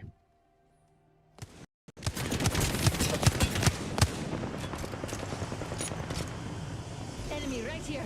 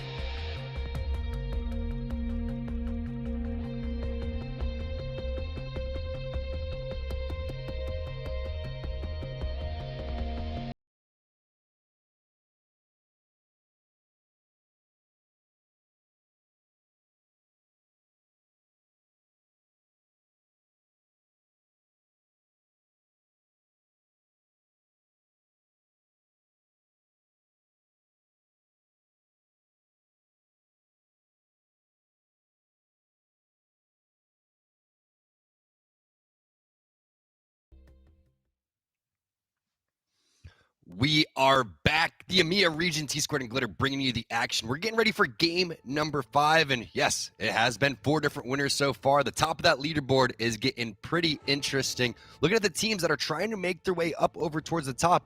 A team like Rebel, who's been playing consistent. And you got some inside information, don't you, Glitter? I do. I got a little bit of insider info here, okay? Because we were talking about how consistent Rebel has been. I mean, they haven't dropped out of a top 6 spot. They've mostly been in top 4 positions. But we talked about the downtime between the last time we played in here. Well, they used that time to make a bunch of swaps, okay? Their original comp was a Wraith Gibby Bloodhound comp. They switched it over to the Valk Gibby Caustic comp that we're seeing here today. And they actually switched their IGL. They went from Taylor now over to Noth. Clearly, whatever those changes they decided to do, they've been working. I mean, they have been, hands down, our most consistent squad. Definitely getting down with that meta. Bloodhound out, get the rest of them in. Caustic, Gibby, Valkyrie, so important. You can go and play the edge, but if you can fly into the middle, you're going to have Caustic to really lay down things in terms of the barrels. I mean, they were 36th overall, and the top 32 go and make the Pro League, so all of these points are extremely important. And then when you go and you look at the other side of things, teams like Kick, they are trying to make their way in as well. Garna is looking on the outside. You have teams like Alliance who are sitting on the bubble in 10th place. So all the teams that are really having to step it up are really coming through. But I'm looking at a team like Dungeon Masters, okay, Glitter? They're in 4th overall, but they're in last place today. What do you think about that? I mean, you know, we've seen a couple squads now having some off days, that yo-yo effect. We've talked about it a few times, but that is definitely less than ideal. Now, coming into today, like you were saying, they were in 4th overall, so they're in a solid spot. But when you take into consideration, like you were saying, how Kick has been doing, I mean, Alliance has, you know, honestly been pretty strong themselves today. And those teams that are by that bubble, when they start moving in, if you're one of those teams at the top that's starting to move down, things get a little bit stressful. Yeah, no doubt about it. And underrated, they're 32nd, sitting directly on that bubble. So going through and having Herald filling in, and not filling in, just doing so well on Gibraltar has been so impressive. Getting that double underneath the belt in a big fashion is going to give them confidence going forward. First new win with the squad. The zones have been absolutely brutal through these 4 games. Southern zones, 3 of them, 2 launch site zones, 1 over towards the west side on staging. That is not good for the teams on the north side, teams on the east side. If you're landing Overlook, if you're landing Geyser, Skyhook like Solo Q Goats having to make your way through trials, it is so difficult. So I know the teams are hoping for something different. And when Gaskin was talking about what can you do differently, if it continues to show the same zones, we're going to have the same story, right? Alliance finding themselves in that launch site zone, doing fairly well, picking up a majority of their points from those 2 games, which is interesting because when we had the staging thermal station zone, that's where they landed, and that's where they ended up dying fairly early. So it's been really weird to watch how the compositions are really coming into play, but you can see the importance of the rotations. We haven't seen so many different metas throughout Apex. Right now, it's about having as many rotators as possible, whether that's going to be Wraith, whether that's Valkyrie, whether you use them both on your team. One thing's for sure, Gibby is a staple. Teams that aren't running Gibby are typically running Crypto here, and they're hoping that the Crypto EMP is going to stop all these bubbles and counter everything, but that just really hasn't been the case. A lot of these zones have ended out in the open. Yeah, they have it. And I feel like what you're getting at here, Tom, is the fact that you're trying to send it out into the universe, that you want the next zone to be somewhere, anywhere on the northern half of the map. And just to shake things up a little bit, right? I really feel for the competitors, really, because it's just brutal when you have multiple zones, because everyone's so aware of where they're going to go and play, and it makes it kind of repetitive, and that's not what you want. You want to have something kind of land a little bit closer towards you. But then again, if you aren't able to make those rotations, then you're not going to be able to get a lot of points, and that's what Apex is all about. You have to play smart, and you have to adapt to certain situations, and that's what these players are so good at. So again, teams that I'm really looking forward to stepping up. I thought New was going to have a stronger day. Maestro, they've been kind of sitting in the middle of the pack, but one team, again, Dungeon Masters, 4th overall, 20th today. They need to put some sort of points on the board as we take a look at our highlights from the previous game. It's been a little bit passive-aggressive at certain times. We've seen some really fast games. We've seen some really slow games. Yeah, and what I'm hoping for now out of these, because we're already at the end of the day, right? We've got only 2 matches left now. We're heading into the 5th. I'm hoping that the teams like the Dungeon Masters that are just kind of struggling on the day here today. I mean, you even said it, like, New. To be fair, I would lump Top Dogs in, but they had actually a pretty decent game here in this last one. But I do want to see that it's the end of the day, like, give me some extra aggression. Speed the game pace up a little bit. Like, go for that KP and get it where you can, because at this point, we also heard, you know, on Seti Gaskin talking about it, we're at the end of the day. If you haven't gotten it by now, you've got to figure out a way to get whatever points in that you can. Yeah, no doubt about it. One of the teams that is extremely consistent right now, though, would be International. Okay, we've had 4 games. In 3 of them, they placed 5th. 3/5 out of 4 games. That's absolutely ridiculous. And when we go and look at where they're at overall, they're sitting in 7th, very close to sitting in 5th place. So when we're talking about consistencies, okay, IG, you have my heart. You are consistent. Listen, we've got the consistency out of Invictus. We've got the consistency out of Rebel. We talked about it at the very beginning of the show. We wanted to see which teams were going to give us that consistency, because some of them really, really needed to do it. And I said it before, it doesn't mean that it has to be a win. You just have to be consistently getting those points. The points are what matter. Get the KP, get some decent placement points, and you'll be in a much better position than some of the teams who are yo-yoing so hard that you're getting a win one game, but then you're getting a 20 place finish. You know, like, you don't want that. So many teams are on Alliance's tail in that 10th overall spot. They have 12 overall points throughout the 3 rounds. We're in round 4. We're in game number 5 here. Teams directly behind them, Kick. You also have Kungarna, 2 points behind them. New, tied for 13th and 14th with Kungarna. Rascals is there right behind them. Eternal is there.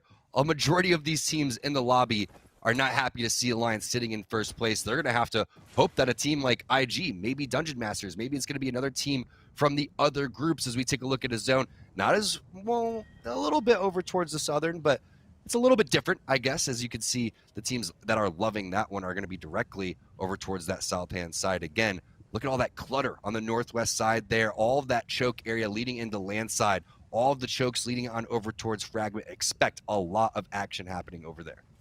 Yeah, and you know, I'm going to be keeping my eyes on 789 again for this one. They're in a decent spot to not have to make too crazy of a rotation in order to be in a safe spot, and they're in a great spot to do it early enough that they could hold a solid spot, while all of the other teams that are farther north, northeast have to make the rotation through some of those choke points on the eastern edge of the map. So potential there for 789 to have another strong performance as well. Taking a look at that zone, I know the first place that I'd be putting my team in is across from Lava Siphon in the no-name area, potentially on the platform where the zip line is overlooking the geyser area. That could be a hard pull over there. It could potentially pull back on over towards the Lava Siphon side, west over towards where we saw round number 2 moving towards. But Solo Q Goats haven't had the pop-off games that they were hoping for. We saw them getting layers and layers on top of gatekeeping, plus just tons of action when the fights actually do break out. And that's what they're used to. Warming up, shooting the prowlers over here. Zipith has had a handful of gold in this game, again, with that Trials loot. Gold bags, gold armors, still not paying off. And the dividends, again, that they were hoping for is they're going to continue to loot up here with that gold helmet. So look, you go to crowd favorite overall, chat favorite. Chat, I want to know who you're rooting for. Continue to put those emotes in there and continue to cheer on your teams. They need your energy. Yeah, absolutely. I mean, to be fair to Stoloky Goats, they've been doing well on the KP side of things. They're trying to do whatever they can with the hands that they're being dealt throughout the day, but like you're saying, their position is just not currently conducive for where the zones have been. But I do appreciate their aggression, right? They had 6 KP last time, the 2 before that, 5 before that, 2 before that. So they're getting the points in. It's just hard when you're talking about all the gatekeeping and the other teams that they have to push through on these rotations to really do a whole lot placement-wise. Shots being laid down again. Bunch of 5th places coming in for IG. They're one of those teams rocking no Gibraltar, interestingly enough, and they've been doing such a good job. Noises with the res coming in through in game number 3, I believe it was, and now they are looking pretty. Again, we've seen this from them before, taking that high ground, just getting as much information with the drone as possible. Back on board with Solo Q Goats again, just looting it up. Boot scooting and boogie over here for a while. They're going to be big chilling again, waiting and just trying to collapse as late as possible. When we saw this zone before, a lot of teams are going to coexist, so expect this game to be very similar to the ones before. Not a lot of action in round number 1 and round number 2. Teams just going to kind of get position and then play it by ear. Once round number 3 starts to chunk their health, that's when they'll be filtered into each other and have to duke it out. Federbake looking like they're going to be going for their rotation as well. And again, that classic composition that Rebel switched on over to seems to be paying off for them. But Redragon looks like Carrie Rubik going to be the first one to go down, and the pressure is on. This is the buildings that we were talking about, Glitter. Look at the shots, though. It's the R3, it's the EVA 8. I don't think it's going to be enough, though, as it's now a 2-on-1 situation. And hello, the Cossacks even going to get a little bit aggressive and push on over through the portal, but I have a feeling more teams are going to show. I know you were saying that you know, maybe things will be a little bit slower, and you instantly cursed it. Okay, we've already got one squad gone down, and like you were saying, there are going to be teams in the area that we're going to be hearing that entire engagement. So now we're going to see Eternal here having to heal back up. Even though they do get some good KP for themselves here, they're going to have to fend off whoever decides to push them. And as they try to peek that door, instantly shots come through. That's why the bubble is going to be there. They're going to be able to get some decent loot along the way. Not a lot of light ammo, but still just enough to hold this building for quite some time. And again, they're not fully in. So they're going to be doing some gatekeeping over towards that choke where we were talking about, where Fragment meets over towards the no-name area, and then once the teams push down that over towards that hill, they're gonna have to make their way directly over towards where Eternal's at. Problem is if Eternal gets a little bit too zoned in, if they get a little bit too cheeky over towards that side, they're gonna get flanked over from behind, and that's exactly what these other teams are banking on. One of the teams that's been playing phenomenal throughout the day, it's been 7, 8, 9. Charge rifle, not a lot of ammo over here, so if you're going against them, I wouldn't be too worried about getting your shields ripped off. And hello, that looks like a, whoa, I don't know what that was. Was that a crypto drone? Was that a Pathfinder? Yeah. I don't know what that was, or if I'm seeing stars. I think that was the crypto drone, just checking what was dropping in the care package there. But I mean, did you also notice that 789 already has they already have 1 kill on the board? Didn't even realize who it was, but we've already got some points on the board for 789, making their way early in, like I was hoping they would do, and putting themselves in a really solid spot to catch out any of those other squads that have to be rotating past them. They are set up really, really solidly. They have the black market, so they can get a ton of loot from where they are in this area. And honestly, I would be scared to rotate past 789. No doubt about it, and this building is a priority because a lot of teams will also start to filter in over towards that bridge area.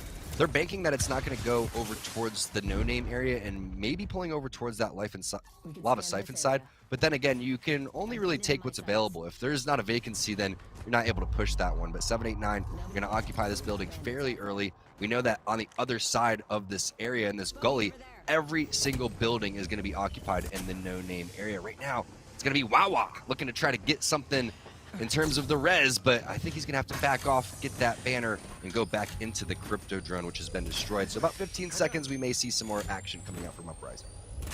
Yeah, I mean, Uprising, a squad that we've been able to jump on board with quite a few times today, but struggling overall to really get the points that they were hoping for.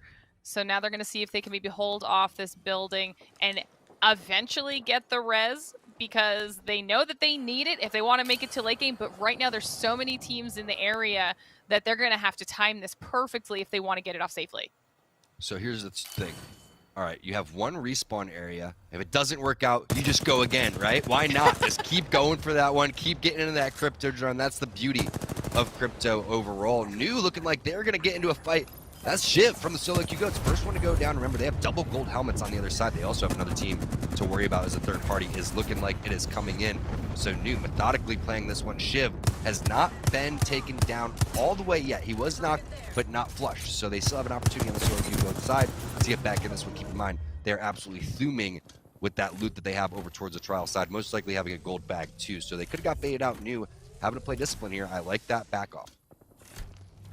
Yeah, they were reconsidering their options, seeing where they were kind of going to be taking some damage from. They're deciding to get some height here with the Valk post-kill here, trying to scout out any of the squads that might be below them. They're in a safe position right now, and they know where a lot of the other players are. And as I say that, they start trying to deal some damage down there below the bridge as teams are starting to make their way into the safe zone. And this is that interesting spot, right, where no Bloodhound, not in the meta right now. We don't even have, I think, maybe one single Bloodhound overall in this entire lobby. So it's going to be fun to see these fights take place with a little bit of information being discombobulated as Kashera trying to land some shots there with the R301. Does have the blue mag and the 3x, so it makes things just a little bit easier. But that is a Solo Q Goats play if I've ever seen one. We've seen them running in the zone for quite some time. They have a lot of meds coming over from that Skyhook Trials area and most likely going to try to get out of there as fast as possible. Again, New has double rotations in terms of Ashe and Valkyrie, so what they're trying to do is just continue to lock their back down, make sure they're completely safe, bullying Solo Q Goats out of that area so they can make the rotation freely. Yeah, and we can see New Esports kind of bouncing back and forth here, trying to decide exactly how they want to play. So let's actually jump in and listen to their comms to see what's going on. And we should have thirsted that guy. As soon as they started running away, we need to try to kill that guy. Because they resetted and now they are behind us. Like, we know that we cannot really fight or we get thirded by them. We should go from 3, no? Yeah.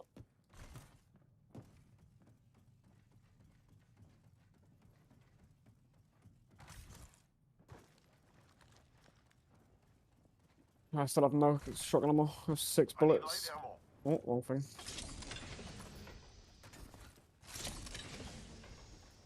I need shotgun ammo. It's gonna be hard to get inside. We could have just sent it to the bridge. Moving here. It's a wild play, but it's not hard to make the play. Gonna play What do you think? on the bridge? Yeah, and then go inside. Well, like there's these little... nobody. Probably there's nobody inside. There's never nobody there. Because they don't know, right? Like they don't know. We can go. You guys, you think? Yeah, use the ulti here. Fuck it. Gotcha. Send it.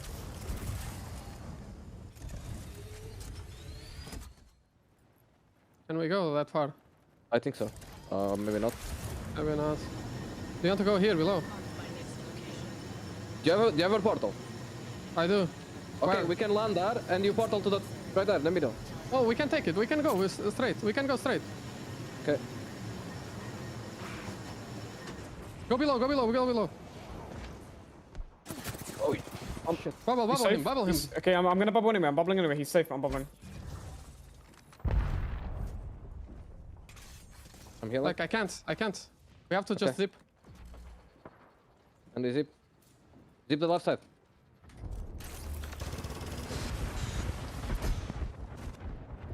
Nice. Good cue. Close. We're fine. We're fucking fine. Let's fucking go. Optics here. Close range. That was an aggressive rotation that we see coming out of New Esports, and we heard them talking about the potential of them kind of doing that full send onto the fight on the bridge and then deciding not to. I mean, that in either scenario, it was risky, but they got themselves in a decent spot now.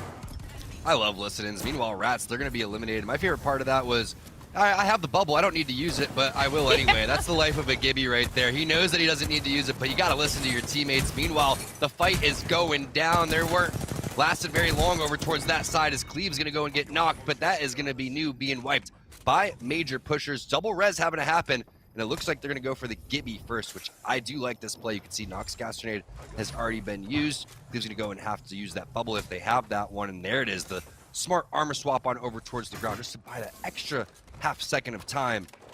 Really nice push there from Major Pushers, and you can see why they have that team name. They are not letting another team coexist in their building. Yeah, Major Pushers was that squad that was shooting down on you as they made their Valk rotate in. That was a team that I think that had dealt enough damage that they needed to heal before they took the zip up. So they knew that they were there, and in the end, New Esports is unable to withstand the pressure from Major Pushers, but now on board with Rascals, who find themselves in an engagement as well, and they've already taken a lot of damage.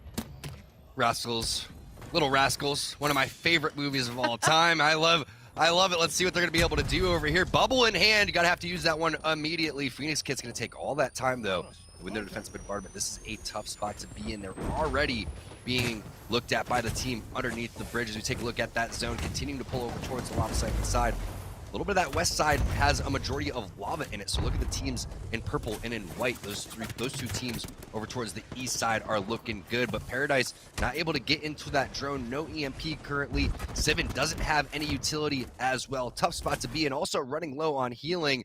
Gonna have to toss that back on over towards his team, but take a look over towards where Solo Q Goats are. It looks like they're being spotted out by a handful of teams. Alliance is there, IG is there, Diff trying to survive. They don't have zip if there's not gonna be any cover for your brothers, and Diff's just gonna call it there.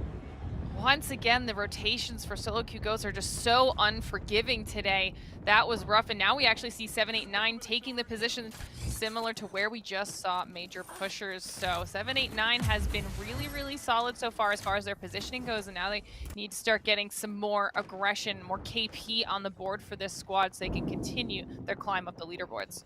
methodical. That's one way to describe them. Meanwhile, Sonya going to go from Team Maestro and get it knocked. Believer trying to do some big things here with the Kraber, not able to find any connections, but also backing that team off. You saw the enemy Caustic on the player outlines had the Nox gas grenade in hand. The idea was to get rid of that door, grief the door, and potentially push this team. But once you run into a Kraber, that's one of the things that the pro players get worried about. The only weapon in the game that will give you a one-shot kill with a headshot, you gotta respect it when it's in the hand of Believer.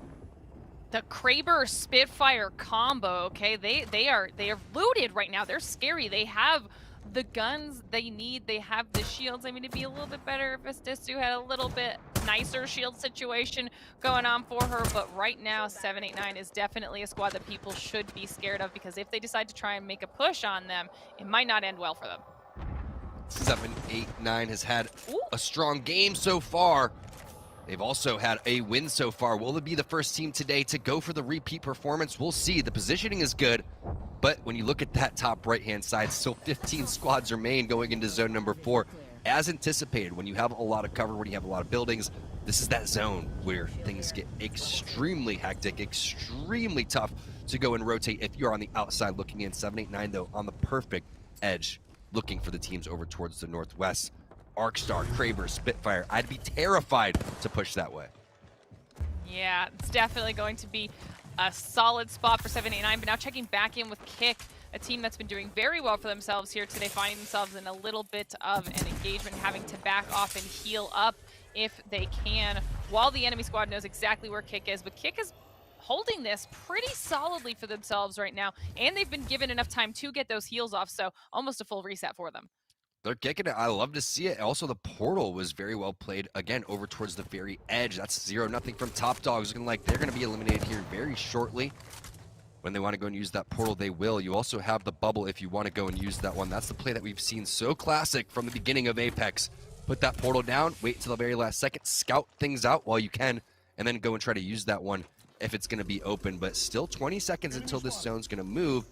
Makes it a little bit more difficult. Hey, that 13 ball's taking up way too much area on your screen. I don't know about that. Listen, Kick's trying to decide right now where and how they're going to make the push in as soon as the zone continues to collapse. We can see how many squads are kind of just on top of each other. I mean, you called it. We're still at 13 squads as the zone continues to shrink, and this is where things are going to start popping up. And Urbache now in an engagement with, I believe it was a Loba above them, trying to see what they can do. Bubbles have already been popped, and we've got the bats coming out as well. This is going to be a rough place to have a fight. This is where it all goes down. Round number 4 closing. So many teams going to fight for their way in. Again, a lot of that is covered on the west-hand side by Lava. If you don't have a Gibraltar throughout all of these games, you are not going to be in a good spot. One player that's loving playing on this team, Harold, the new addition to Underrated, winning game number 4, trying to, again, show what they're made of here as they try to make their way up the overall leaderboard. Ethernal trying to make their way over towards the Lava Siphon side. They are safe, but the zone is coming to tick them away. A couple knocks coming through onto Congarno. That's going to be graceful. That goes down. Meanwhile, ALGS in the kill feed is going to knock Dazo as well, and they are A-okay here, Glitter. Look at the positioning coming in for Ethernal. Yeah, Ethernal able to hold everybody off for now, and as they are resetting a little bit, you see the kill feed just absolutely lighting up with the rest of the squads getting into engagements here. Everyone having to rotate away from the majority of the Lava Siphon area, and you can see how many squads are just waiting outside of these buildings for everyone that has been holding it to have to push out towards them now. Portals on portals, bubbles on top of bubbles, Kick coming through, trying to clean things up, and there it is. Will the res come through? Bubbles are down. It looks like the drone is going to be detected, though, so you know Crypto is going to be in the area. Looks like it's just going to be a Wraith Q on out of there. And again, when things are looking so solid, with so many squads remaining, you have to go and just try to rat this one out. There was no chance to go for that res. Just the immediate heads-up play that you see is going to buy some more time to potentially just get those extra points overall. Major Pusher sitting on the high ground over here. Look at this, just fish in a barrel here, Glitter. They have all of the enemies directly in front of them. Yeah, I'm pretty sure they can see the last remaining player of Kick as well, so we'll see how long that Wraith can hold on for. But Major Pushers has great vantage point from where they are. They can see everyone trying to make the push out right now, and they've got amazing sight lines down onto them. You can see the damage coming out with the 301, and right now, Major Pushers doesn't really have to worry about a whole lot. They decide they're going to go for the Valve rotate, and this is a huge move considering how small the zone is right now. The one thing you wonder, is that too early of a bubble? Was it worth to go and put that down just so you can go and buy time? When you fly around, you're going to see exactly where all of these teams are going to be.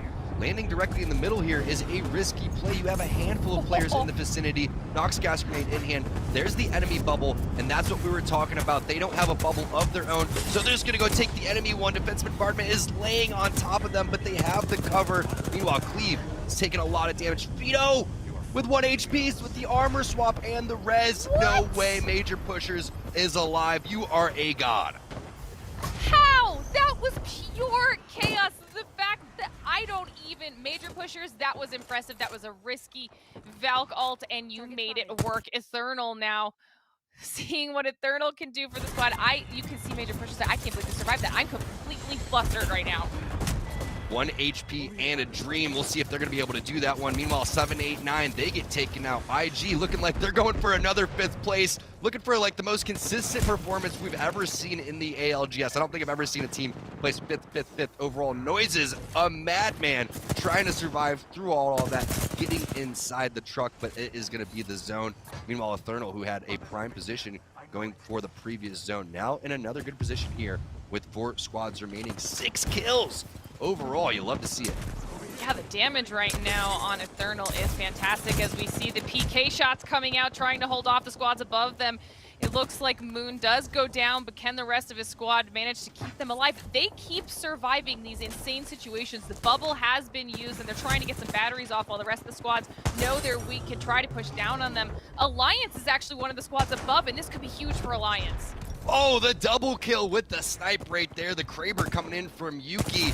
Yuki's been having a phenomenal day so far. Alliance tied for 1st place right now, I believe, with 40 points overall. Again, sitting in 10th place on the overall leaderboard, trying to get their 2nd win of the day after taking a strong performance in game number 1. Very similar to how they won that one too, just laying low key, all of a sudden popping off in that kill feed and showing what they're made of. It's a push on over towards that mobile respawn beacon. Yuki again with the shots. The rest of the team is in the vicinity. They know that there's a couple of rats here, but base has to stay alive. Oh, taking a lot of damage right now as 2, 3. Oh my god! Alliance just barely misses out, but Rebel, the team that got 2nd place last time around, decided it was finally time to take home the win. Huge, huge win for Rebel. Somehow Alliance doesn't take that one. I believe they were the only team to have a full squad throughout all of that. It is Rebel, the team that changed compositions. You got the intel, you got the inside information. It seems to be paying off. 2nd place in the previous game, just like you said. 1st place in that game. Another team that is trying to fight their way up on that overall leaderboard. What a game. That was just an absolute bloodbath, and it was brutal for those teams on the outside. Again, trying to make their way in. 18 points. Meanwhile, Alliance, they're going to continue to add on that total. Not too shabby, 13 overall. And Eternal with a lot of kills, most overall with 10. Yeah, impressive performance out of Eternal. Major Pushers, though, we were watching them with their aggression. 8 kills for them, 5 onto Invictus. But even looking all the way down at the other side, Fenerbahce, they went out early, but they were still able to get 6 KP on the board. So, I mean, this was a crazy game, to say the least here, but massive performance out of Rebel. I mean, I said that they hadn't gotten below 6th place coming into this game. They've now gotten 1st, 2nd, 3rd, 4th, and 6th for the day. So that is insanely impressive. It's like batting the Apex cycle right there. They're just going around all the bases, making sure that all of the boxes are checked. What a performance there for Rebel, Piet, Taylor, and Noth taking it big. I thought Vaves could have been able to pull that off, but we saw so many close fights through all of that. I mean, just living with 1 HP down to, you know, the very end right there. And I thought Vaves, maybe with that quick little armor swap, could have been able to pull that off. But no, Rebel says no. As we take a look at that damage, Taylor, 1,700. It's been kind of a theme, right? We've been seeing a lot of Valkyries putting up big games, and the Gibraltar as well. We know Caustic a little bit more on that passive side. Yeah, this was a massive game for Taylor. Huge game for Rebel in general. They've been getting so close to that first place finish so many times and then finally able to close it out here with only one more game remaining in the day. So this was a massive performance and a clutch performance for Rebel. Let's bring on Kate to help us break down that action. Again, seems to be a theme. Whenever a Caustic wins, Kate just randomly shows up. I mean, it's sort of like saying Beetlejuice 3 times. I 100% show up, and that's fair. Speaking of things that are showing up, and by that I mean teams, we keep talking about Rebel and that consistency. C for consistency is absolutely the spice of life. It's not variety, folks. It's consistency, and that's how, obviously, we've seen Rebel play. I'm going to go back to this team comm question because I know we've talked about it a few times, but I'm just going to lay it out here right now. It feels like if you have a Gibby, you're in the late game. If you don't, Tom, your thoughts? You're just really stuck because Gibby has so much to help you, I guess, get out of jail free card, right? When you have the bubble, when you have the defensive bombardment. He's a defensive character, defensive legend for a reason, but then you add Caustic on there, who's going to be able to also help disengage, help hold buildings, etc., and is just a demon when it comes to the very end zone. And then you have a strong Valkyrie on your team. Helps with the rotations, helps get the scan for the next zones. You have so much to be able to use. The passive, everything about the Skyward Dive is extremely crucial, but it's about the way that you played that as we take a look at the highlights from the previous games. I mean, what a performance coming in from Rebel. Not having that much experience with this team composition, just like Glitter was talking about, to be able to come through and have these performances today is a testament to how good they are and how bad they wanted to move up on the leaderboard. And Glitter, yeah, I was going to say, Glitter, we've seen so many ways of how they've done things right here. Talk to me a little bit about what we're looking at. And obviously, we're looking at Alliance right now, but Rebel has to be a big storyline here today because they showed up, and as a bottom 8 team, they needed to. 1,000,000%. I mean, clearly, that break, they utilized every single second of it to try and figure out a way to optimize their team and their gameplay. And I mean, we're seeing that reflected, obviously, in their performance. I mean, outside of Invictus, you know, they are easily the most consistent team across the board. I mean, we're going to be playing 6 games, right? And if they get a 5th place finish, then they will literally have made a finish for each number of games that we have played in that day, which I don't think I've ever seen that happen. Yeah, I don't think I've ever seen that. We've had a lot of firsts here, especially with 5, or was it 5th place over and over again? 4 5th places out of 5 games from IG. That is absolutely ridiculous. But the zones have been extremely unforgiving. They've been kind of monotonous, and it's tough to deal with again for teams like Solo Q Goats, and I think that's why you saw Diff just stand still, right? If I was playing, I'd be like, why is this happening to me? It gets a little bit frustrating because of how much you put into this and you know what your capabilities are. So if you're not able to perform after the first 5 games, it could get to you a little bit. But these players are so well seasoned, they're so well disciplined, and they have just hearts of gold. So I'm expecting everybody to bring it in this final game.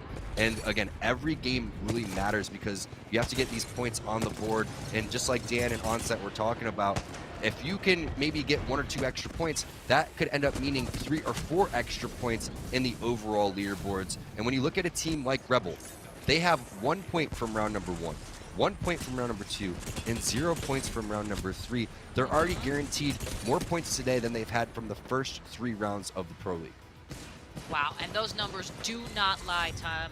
We are absolutely right. And I also want to make sure everybody mentions Rebel, former Flavor of the Month. A fan favorite, to be sure, no doubt about it. Certainly with that here, I'm looking through some of my notes because I know we're taking a look at this overall leaderboard. And this is, of course, groups B versus C. Remember, in EMEA and North America, today, Friday, we're going to have groups B versus Group C. And then Sunday, we go to A versus D. Now, let me just bring up something here as we take a look at this leaderboard. Obviously, you mentioned Rebel coming up, taking Alliance's spot, really showing off what they can do. But I also wanted to mention real quick that, you know, the last time we saw B versus C, Dungeon Masters and IG were taking the top spots, but it was a lot more even than it seems to be right now. Is that an interesting surprise? Have we gotten to the place where now these players are warmed up and ready to go? Tom, your thoughts? I'm thinking that for sure, but you have a new meta now. We have a new season. We have a new legend. There's been some minor changes here and there, and we were wondering what exactly is going to happen. I think that we still see Valkyrie, Caustic, And Gibby is just a staple right now, and Rebel really proving that with the switch that they made from getting off Bloodhound. But going back to the stats again, if Rebel's able to win this, they get the extra 12 points, right? There's a huge battle going on between them and Alliance because that's a 3-point difference. Then it goes down to 7 points for third place. And if you're able to win this, if you're Rebel, you're going to go from having 2 points overall to 14. And 14th is 8th overall. They can go from 36th to 8th place and go from possibly being relegated out into the playoffs. That's how big this performance is for Rebel right now. Anybody who says math isn't fun didn't just hear Tom use it right now. Absolutely. Speaking of fun, enter for your chance to win. Enter Lenovo Legion's ALGS Pro League giveaway for your chance to win a free Lenovo Legion gaming PC. Visit twitter.com/Lenovo Legion. That is twitter.com/Lenovo Legion. And I also say this as well. We talked about being on the bubble and those teams, and this is, of course, going to be a storyline we're going to follow throughout the rest of this Pro League split number 1, and that is underrated at 32. Let's all remember that they are down there literally on that bubble line. Things you should also make sure you follow up on our socials. And here's that lovely graphic. Oh, look. There's Tom. At Play Apex Esports on Twitter, Play Apex Esports on YouTube, and twitch.tv/PlayApex. We're everywhere. We love you. We love you. Follow us. Give us that free sub. We'll reward you with some fabulous content, some incredible gameplay, and some outstanding work amongst all of our squads and our teams here today. Well, you know what? That's going to do it for us for the moment. We're going to be right back here, though, because game number 6 is right around the corner.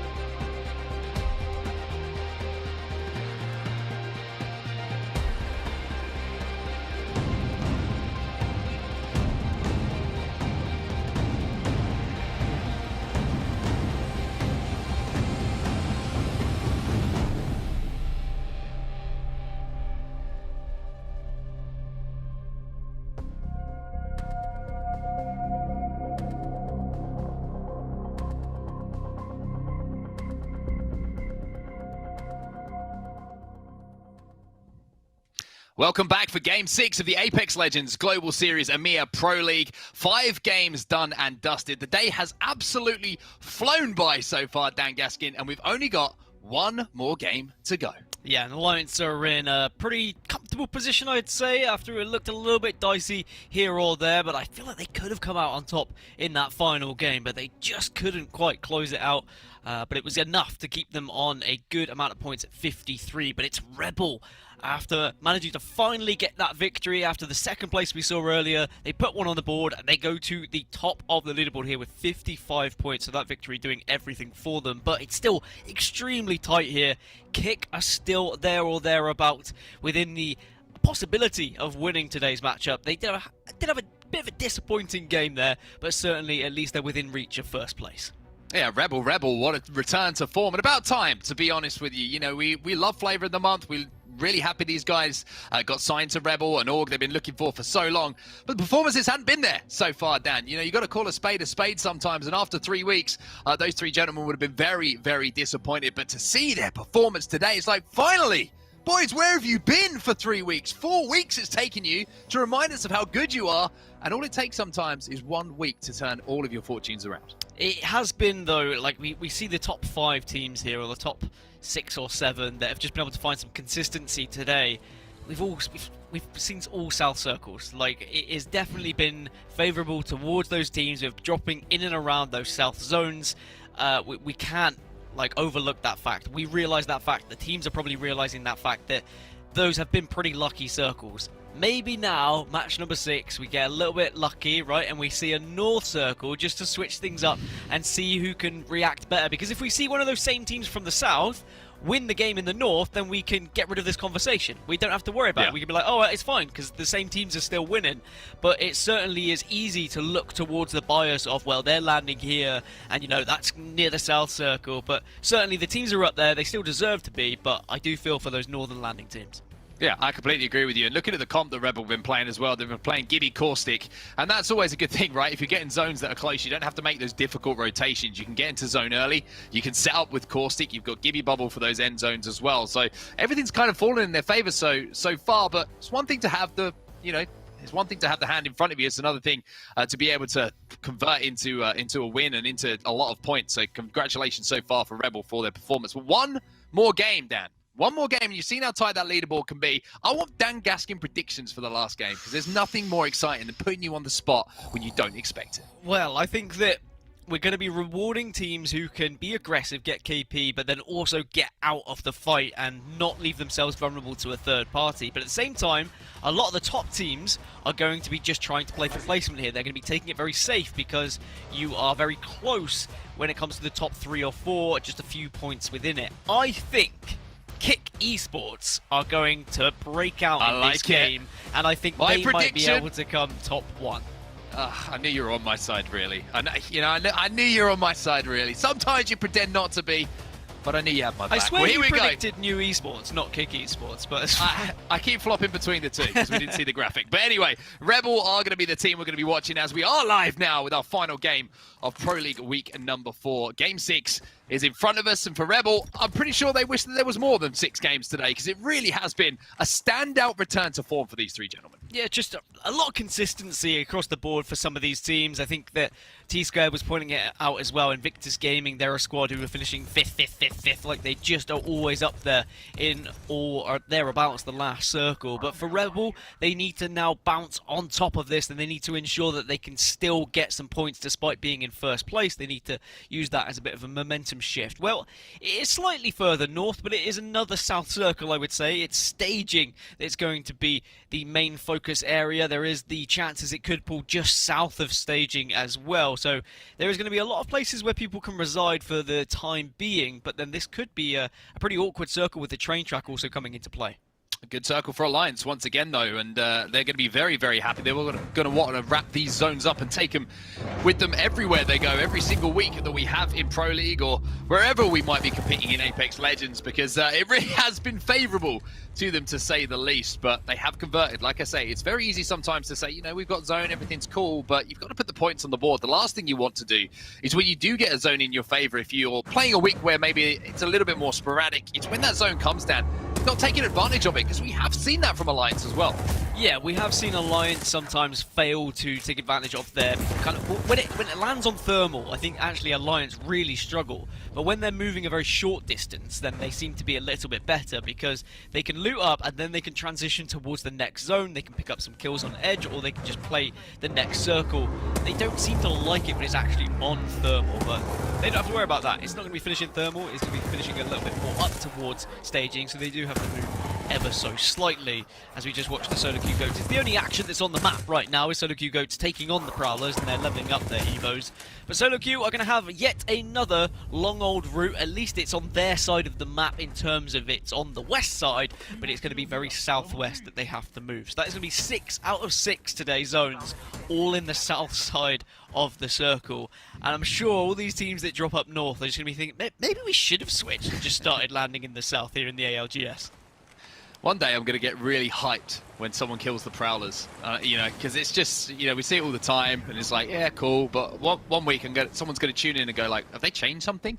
You know, the Prowlers now like absolute mega bosses, like final bosses, and I'm just going to be like screaming about it. But for now, I'll stay professional. Anyway, Rebel.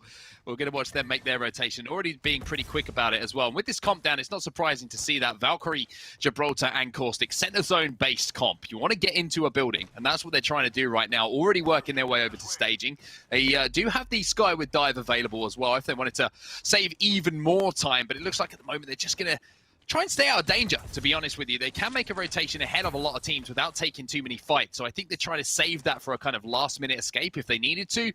Or maybe just, you know, if they just feel like this is a better route for them to take right now where they don't have to fight.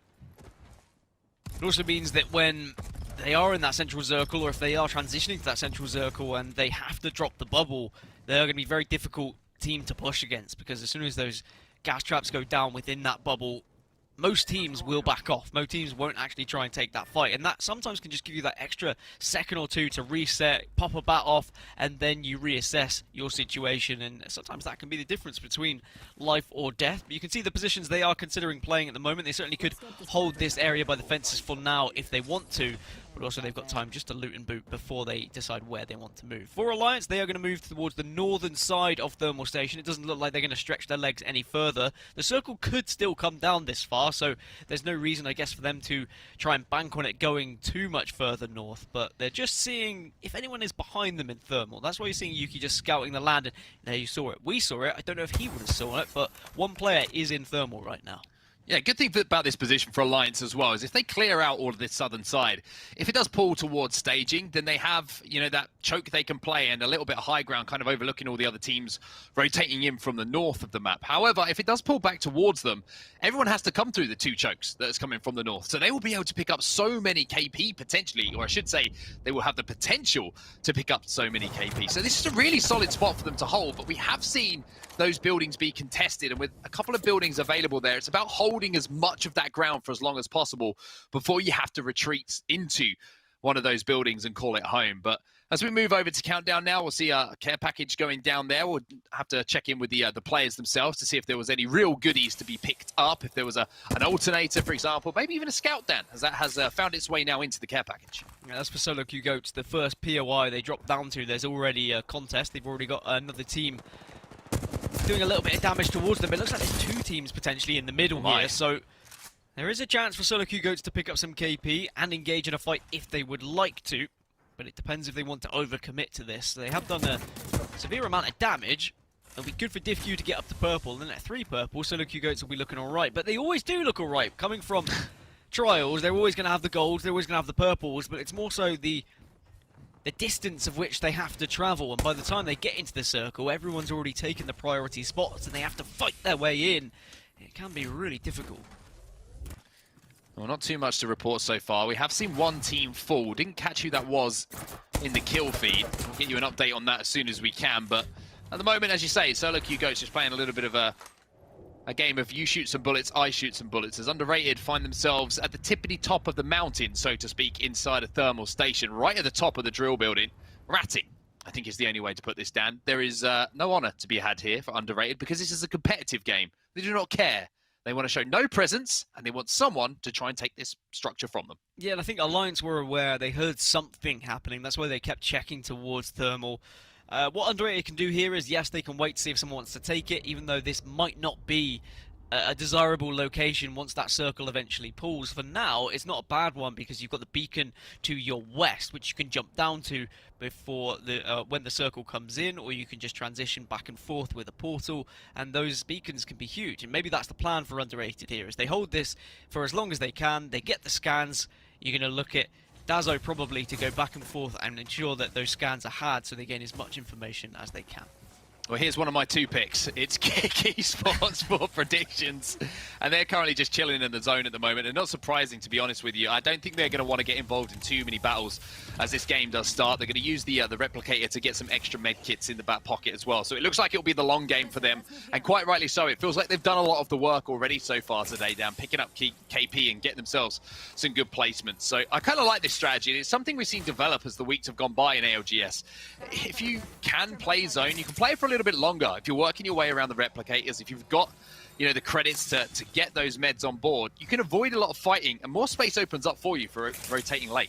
Yeah, you want to be able to just arrive to the party at the point where a few other teams have gone down. Well, Kick are rotating. They are just planning their move. Let's see what they have to say about this transition and see what they have in mind. It's staging, you see? I think anyway we should play from Thermal now. From Thermal? I don't think so. Staging is stacked. You remember we always play from Thermal and play there. The only thing I know is we need to go zone. Let's get the balloon. That's all I know. 1 second, where is the medkit? He's on the crafting. On the crafting here, on this side. Towards no-name side. Where do you guys wanna go? Let's go... We should play from top, no? I need to heal first.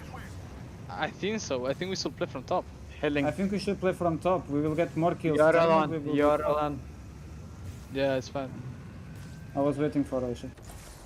But yeah, like, I think top is gonna be better, EMEA. But also it can be harder to join, but... Yeah. A thermal is stuck 100%, guys. Like, we cannot get thermal, like, never now. The good thing is that staging has no beacon, guys. So the team that are staging didn't know if the sun is there. All the thermal teams knows that the sun is thermal. Is staging. Yeah, so we need to get advantage until they don't know. So we need to get like arrive there. I'm popping to syringe. We need to arrive there soon, you know? Yeah. Otherwise we go from tunnel, from landslide? Yeah, let's go. Because on the bottom one people camp a lot. Nah, in the bottom is impossible. We should just go from landslide and we hold landslide. And then if we need... Well, lots to take away from that listening, actually, Dan. And it's something which, again, we talk about metas developing, right? And it's being aware of how many teams in the lobby have beacon and how many teams do not have that information. And they are basing their rotation on the fact that some teams are going to be slower or might be having to move and where they want to play from due to the fact that they may or may not have the beacon information. And it's just fascinating to see how a third, fourth beacon has become even more impactful in Apex Legends than the first one itself. Yeah, you have to be aware of who's going to be in certain spots because it really can make or break your rotation if certain people are holding stuff. And speaking of holding things, well, hold those bullets because unfortunately the solo queue goats, they're down and they are out. They won't be able to do anything in the rest of this game as they are clearly wiped. New Esports are there and Dungeon Masters are on the other side of them, and it just seems like there's a little bit of congestion here. Too many teams in one space. Yeah, Dungeon Masters lost one as well to the third party, so, or should I say they weren't able to get the res, and it looks like that player will be cleaned up by the third party. So we do see that the zone is going to be pulling away from Thermal Station towards staging. Alliance still in those buildings to the southwest are going to be very comfortable with that position, but they will maybe be able to use that left-hand side to move up late behind some teams. But as we just see, unfortunately, the knock come in. The portal will now go down from Plush because he tries to get the recovery on the banner. There's a Gibby there, and he's going to have to be very careful to pick that up and get out of dodge nice and quickly. He loses his shields, but doesn't lose his life. And it looks like Dungeon Masters will be able to survive for now. Get the banner and hopefully be able to get into a beacon as well. My only worry for Alliance is underrated. They are still going to be the thorn in Alliance's side. The fact that they are in Thermal Station and they are going to be there waiting in the wings to potentially, you know, catch Alliance off guard. But at the moment, New Esports, they're pushing up on this. They want this KP. It doesn't look like Dungeon Masters are going to be able to get away. They tried to get the banner. They tried to get the chance of having a full 3 once again, but New Esports not allowing it to happen. This is where we see the aggression from Ash as well. I don't think that third player is going to survive. Well, actually, maybe this is just going to be a big old chase as New Esports traverse the entire map to try and get 1 KP. And I was look just what about happens. to say, yeah, don't get too excited about 1 KP because there's always teams in the vicinity looking to take advantage, and now they lose 1 player carelessly as Tyler goes down. Kick Esports now trying to move in and trying to do the damage to finish off this fight. Defensive bombardment will go down. Kishira joins Tyler, and it might be all 3 of them into the death boxes. It is indeed, as Kick Esports sees the opportunity presented to them. Both of your predictions fighting each other there, but now Kick also on the back foot ever so slightly. Another team seems to be putting some damage, but they should be able to reset comfortably. I mean, that is what happens in every one of my ranked games, by the way. Someone chases me across the entirety of the map, but no one ever catches them, whereas it's justice being done then as they perhaps overstayed their welcome with how far they pushed across the map. They left themselves vulnerable, and Kick took full advantage of that. New Esports probably going to be kicking themselves. They won't even pick up a placement point as they finished in 16th spot. But Kick are up into 15th after they kicked that team out of the lobby, and they will get some KP to try and catch up first place. Remember, Kick are 8 points behind first place. Rebel at the moment are the leaders. Alliance in second on 53, Rebel on 55, and Kick are on 47. Well, Top Dogs at the moment inside of this carriage, kind of overlooking staging. However, not looking too healthy. I think Mimu might have just been brought back into the game, judging by the armor that's on him at the moment and the fact that he's having to pop some more meds. So 0-0 doing a good job, and Ruabe, unfortunately, is just going to be a banner for now. He's not going to be back in the game and be able to do any significant contribution unless they can pick that one up and get him back in the game. But Alliance, we talked about this position and we talked about this choke. A Kraber makes everything easier for them. In the hands of Hackis, 1 shot here. Not only does he get purple, but he can clear out this side of the map too. Yeah, the Kraber helps the distance between the 3 of them as well at the moment. Hackis is away from the other 2, but the fact he's got a Kraber means he could very easily turn and help them if they manage to, if they get pushed from the other side, which it has the potential. If Underrated are still there in Thermal, we haven't been able to see where Underrated are. If we can check in on Underrated at any point, that would be great, just because it would be nice to see whether they could be a nuisance to Alliance. Elsewhere, several other teams have already managed to get themselves within the circle. Kick one of those. They did have some damage taken after they got another bit of KP, but they are within the circle. That's the important factor. Just playing under this bridge at the moment. Hayaka going to have to pop a battery as well, and OJ Range just trying to see if he can get any kind of angles here, just pushing up and making sure that his teammates can heal and get healthy, but Xako at the moment is just having lots of problems actually doing so. Finally, it looks like he'll be able to get healthy, and Xako will as well. And now a little jump up here, a little look around this corner. However, there's a charge rifle there, which is going to drop some shields. As we see in the kill feed, Alliance are in a battle, and it looks like they're not on the healthy side of it. They did manage to get 1 knock, but it'd be interesting to see how that one turns out. Yeah, Alliance are fighting 789 and I think Underrated. They're all 3 of them are scrapping. Alliance are just joining in from a distance, but it looks like Underrated tried to push up. They collided with 789, and then Alliance are just being the kings of the castle from the top here of Thermal, raining down hell on both of the teams below. So this was perfect for Alliance. All they needed was one other team to help them out with Underrated. 789 was that team, and now Alliance should be comfortable from their backside. This is perfect for them. Let's see how Alliance players jump into a listen-in with Alliance. They're trying to walk up this team though. Okay. They're playing the choke already. Try and beat this guy when he gets rest. Try and get a body shot in. I'm gonna try and shoot him as well. He's gonna land safe though. Yeah, he is. Yeah, true. God, what the fuck was that? Oh. They have Valk though, they have Valk, right? They're sitting behind. Yeah, trying to look. Yeah, we need to force them away. But I mean, we're in here kinda. He's playing right here. Yep. Do you think we can Valk ult? We're in on me, we're in on me in this corner. This is a really good corner. Really good corner. We just gotta hold the team. We gotta force these guys to Valk ulti, and then we fight the choke. Okay. Okay. Well, how do we fight the choke from here though? Body shot the guy out there. GB. GB's over here. We just pull them up aggressively and GB ulti. We just ABC them. Okay, ABC them. You guys are liberal-ting. Yeah. We just wait till 7-9 to do something stupid and then we go on it. How much do you have, Marcus? Not a lot. I've only got 120 L-star bullets. We need to start putting pressure now. Come up to me. Come up to me. We gotta pressure this. Yeah. Valko below. Valko below. Nice. Rip. Alright, I'll make a TP aggressive now. Get ready to G-build to this and we push. Yeah, I'm selling for now. I got cracks. Gotta pop it back. Yeah, do it. I need to heal again. Just heal up. I'm gonna ult soon. Go back. Gotta heal again, bro. I got cracked again. Just play in the corner. We're in the corner here. I know. Okay, I'm gonna go. We're safe in the corner. We just gotta swing on this later. We have headlish as well. Should I ulti now or should we wait for it? Wait for it. Get angle first. Try to get a crack. You got one more bat for me? No, I don't. I'm not saying about this guy. Nice. Move up. I got a cure. Bad pop. Come back. We might need to Valko to this if you look at some. Rebel are dying. Okay. Wait, that's not Rebel. That's not them. We're gonna have to Valko to this. We can, right? This zone might hurt though. We can't. Fuck. Okay, I'm popping ult cell. Do it home. Maybe? They're gassing up. Break it.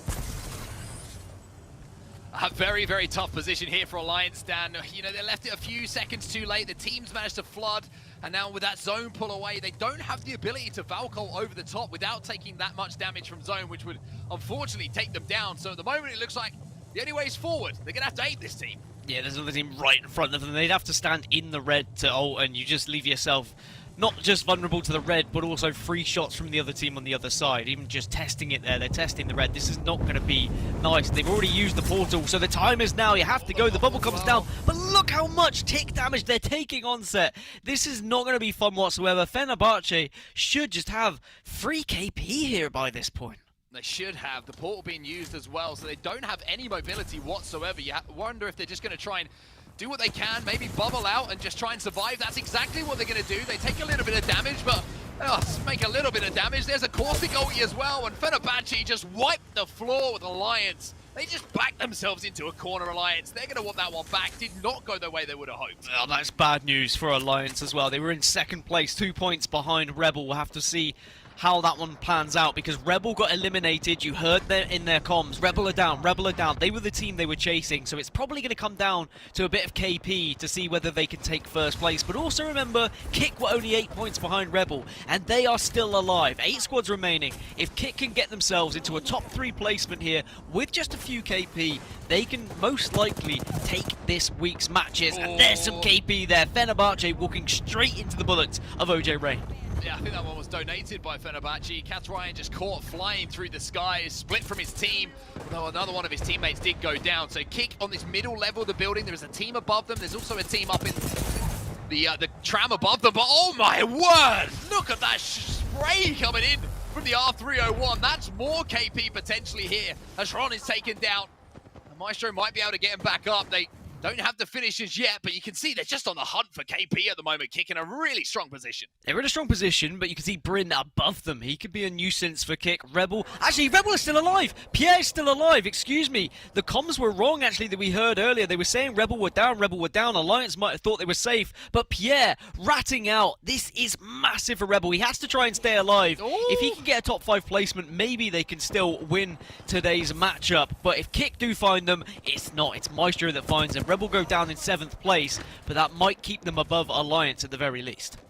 So Kick just looking to hold the team on the platform. Anyone that's below them, they're just going to rain down shots. They're looking for KP right now, and then maybe hoping the teams above them do enough damage where maybe they can make a late Valkyrie ult up and make some sort of influence on the end game. But I mean, the man you're watching on your screen right now, he's got 5 kills to his name. He's saying anyone who wants to fight, I'm up for it. Let's have a scrap. Well, at Thurnal, they want a little bit of a scrap as well. Maestro go down in 6th position, so they won't be able to push themselves too much further up the leaderboard. I think this is all Kicks every day of the week. Even if they don't win this game, they've got plenty of KP, they've got placement points as well. It should be enough for them to overtake the likes of Rebel, but you know, a top 3 would just make it that little bit more secure, so they have to be careful to play this one correctly. Invictus Gaming still alive as well, but I don't know how healthy their squad is. I only saw Bryn, so they might just be a 1 at this point, but there's certainly a massive chance for all of these teams to pick up some big points. No, they're a full 3, excuse me. So Bryn's got a Kraber as well in the perfect time to go across. Misses that shot though, had to switch to the wingman, but massive damage output. DPS for days coming in from Bryn. of Invictus Gaming, and now making the aggressive portal as well to try and finish off these kills, to try his best to clear their backs. Massive plays from Bryn. We talk about him being a superstar. This is exactly why. That's even more KP for Invictus Gaming as well. A victory in a massive kill game could still have them up here as they're still doing damage. Top dogs get wiped in 4th position. Now we have our top 3 teams. IG still there. I'm believing Kick are still around and kicking as well, but they're below IG. It's not going to be easy whatsoever for them to get up here without a Valkyrie ult. Yeah, Kicker in a great position as far as, leaderboards are concerned, but not quite as great as far as winning the game is, with all things considered. Going to drop off the armor here as well for potential heal off. Giving the gold armor to the Wraith player is always a good idea to get the sell off a little bit quicker, to get that syringe off a little bit quicker, and that might, to be honest with you, Dan, be what actually wins this game. Eternal down on the low ground. They're actually going to ape now. They bubble up, they get the break, but they don't get the knock initially. They take some damage, and now you're going to see Kick Esports moving in. Hiyaka manages to get one. He actually falls in the process of doing so, and now it's all up to Exaco. He gets one. OJ Rain trying to do what he can as well. The Spitfire starts to sing as now Invictus Gaming get involved as well. Exaco goes up to the high ground, but it's going to be Invictus who survived the longest and will close out the final game of the day as your champions. But Kick did get second, and I think that should be enough points for them to take the entire lobby. We'll wait for final confirmation, but they certainly gave themselves the best chance possible. As for Invictus, that will be a big climb up the leaderboards. They were in 7th position. They were around 25 points off first place, but they probably gained about 20 odd points just with that game alone. So they could shoot up to top 3, maybe even top 2 if they got a little bit more KP than I saw. But I don't think it's going to be enough to overtake Kick. If my maths is right, I think Kick are up there, should be winning this one. Maybe Rebel if they got some KP I didn't see. But it was a very interesting final circle that just came down to a little scrap, and ultimately IG should have won from the position they did, and they managed to just close it out comfortably. Well, I just want to say, by the way, that I'm a Bryn fanboy forever now. We talk about Hackis making crazy players. We're always talking about, the likes of, oh my God, completely forgot my name. We're obviously talking about him that much that I actually can't remember his name. Hardeki, thank you. Yeah. How did I forget that? Bryn is in that bracket right now, okay? Bryn is in that bracket. Every time we're watching the man, he's making crazy plays, and that endgame was a perfect example of it. Get me a Bryn shirt, IG. That's why. 12 kills, 12 points for the placement, 24 overall. Have Kick done enough, though, Dan? Have Kick done enough? It's going to be very interesting to see these final standings. Kick have done enough just from the maths that I can see. And what's even more interesting, IG, I think, have done enough to overtake Rebel as well as Alliance. So I'm fairly certain, if my maths is correct, Kick first, IG second. We'll wait for confirmation, but I'm pretty sure it's there or thereabouts. But what a game that is from both IG and Kick. And even, the chance that Alliance had when they thought, Rebel were going to go down early. They thought they had a good spot in the zone, but then they made just a difficult call where they put themselves between a rock and a hard place, quite literally. Couldn't Valk out, and they fall in 9th place with only 0 KP, so only 2 points. But what a game that was that really resulted in quite a change in the overall leaderboards, which we'll get in a minute. Yeah, it's going to be very, very interesting to see those overall leaderboards, how it all changes in just one game. But let's talk about Invictus a little bit, because what a performance it was. And I talked about Bryn. He's dropping 2.3k damage. The man is an animal, Dan Gaskin. 5 kills for him, 3 assists. That is a standout performance from the man they call Bryn. That is what you need from your arguably kind of main slayer, as it were. The person who's playing on the Wraith, the person who's going to be getting in and out of those fights, who's going to be getting in people's faces and doing that damage. Maybe not always necessarily getting the KP. Sometimes that can be finished off by the other 2 players, but he was still picking up those kills too. And IG will be delighted with that, because after an amazing week 1 and an okay week 2 and 3, it looks like they're going to round out with a fantastic week 4 here, finishing minimum, I'd say, top 3, and they might just scrape second place.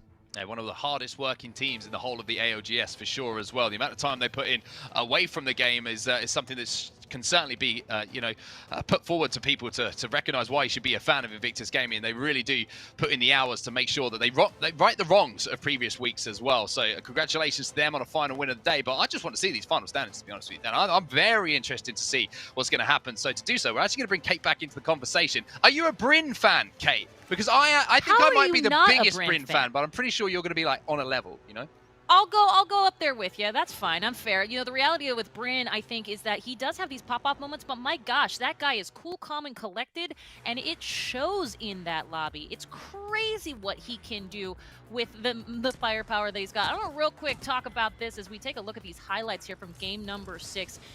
Couldn't help but notice, gang. Dan, I'm going to start with you here.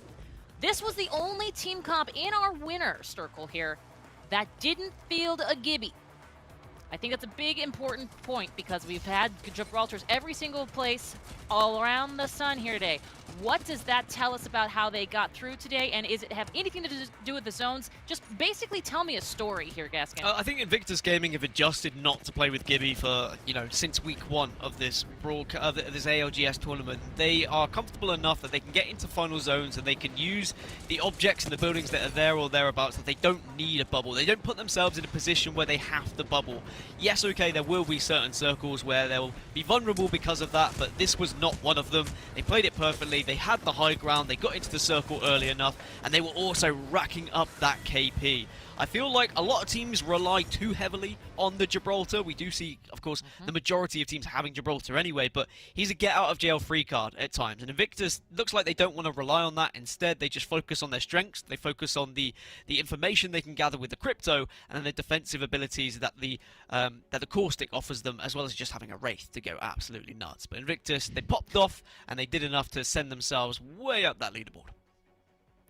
Yes, and those leaderboards are certainly something we're going to pay attention to. In fact, we're going to do it right now. That's right. Onset. I want your response to this. That is a fairly hefty, impressive point. Look how tight it is, though. Just across the board, Kick, the KP they picked up in that last game gives them first place. It overturns the deficit that they did have on Rebel, who fall down into second place. By the way, shout out to Rebel, because it is about time, to be honest with you. We've seen them at the right end of the leaderboards for those 3 players' sakes. IG with a big win in that last game, jump up 5 places into third. And we've seen how one game changes everything. We see on Twitter all the time teams going, if it wasn't for Game 6, we would have got X. But Game 6 happens. It counts just as much as all the other ones. And that for IG is a big performance. Alliance, though, they're going to be really, really devastated. 55 points, and second place on 58. If they have a little bit of better decision-making in that final game, they could have taken home second. That could be a real heartbreaker for them.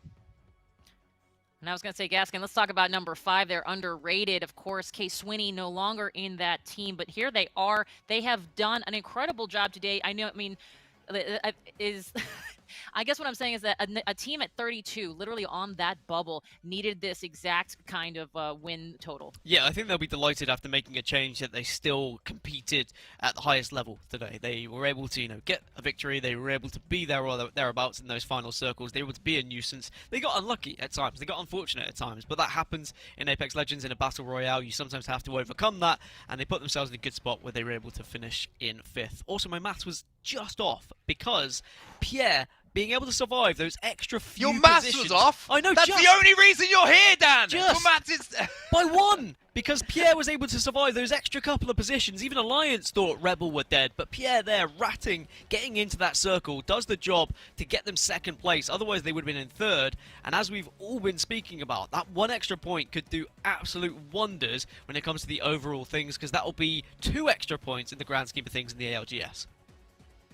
I think the best thing to take away from that moment just now with these 2 fantastic analysts and casters is that you can have the most incredible headglitch, you can have the most incredible headshots and be an absolutely standout star, but in the end, you could also survive a little bit later as a rat strat and find yourself at the top of those leaderboards. It takes all kinds, and I love that. Well, speaking of all kinds, there's no I in team, but there is an ME. We'll get to that a little bit later. The point is that we are going to talk a little bit about some of these players more specifically that we've seen popping off throughout today's 6 matches for our EMEA. And that means it's time to talk the Monster MVP segment.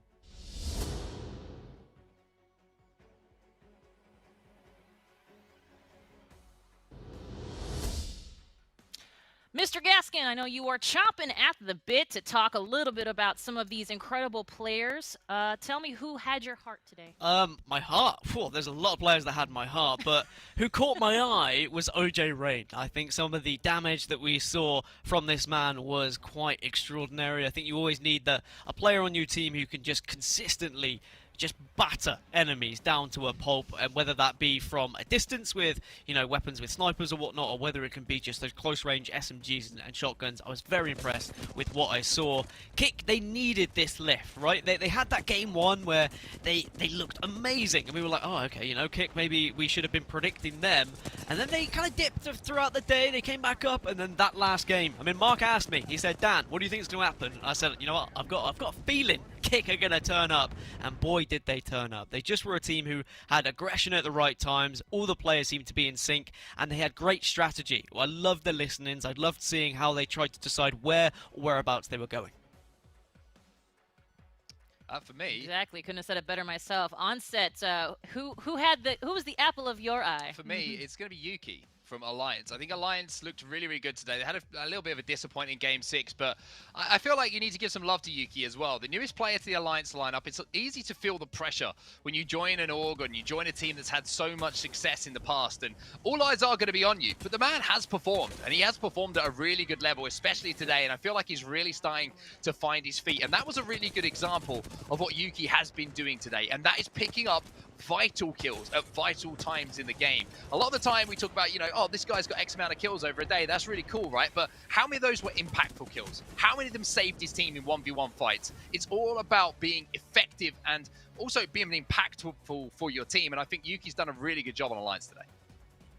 Yeah, 100%. And I will say, I love the aspect of the beginning, the middle, and the end of a match. And I feel like Yuki is one of those players, I should say, on a squad that really has helped out not just the end game circles, but all the way from the beginning of those matches. Let's take a look at what the kill leaderboard has told us here today about these different players and what they have brought to the table. Gaskin, ooh, and I'm sorry, I'm going to go back to Onset. You got it. Yuki, number 2, tied with Bryn there. Tied with Bryn, but Dan wins, I'm going to say, if you're going by kills. I'll give him that one. But Yuki, I mean, you could see the impact he was having. He had the Kraber a few times. He was hitting some big shots. And he also, like I mentioned, was the last player alive in a couple of those bubble fights and managed to clutch up for his team. But across the board, you know, you're looking at like to Bryn. He had a pop-off final game there, which was really impressive. But yeah, Dan's pick, top of the leaderboards, 17 kills. That is a massive performance. Absolutely is. Gaskin, anything last to say about what these numbers will tell us about these incredible players? I think as we get closer to LANs, and just like sports, you know how chants happen and people make, you know, chants for their teams. Rather than Chocolate Rain, I want it to be OJ Rain, and then something to do with how many shots he hits, because he was a different class today. Kick looked amazing, and I think they'll be delighted to pick up first place here today and put themselves amongst the big boys. Well, I have been delighted by this Monster MVP segment.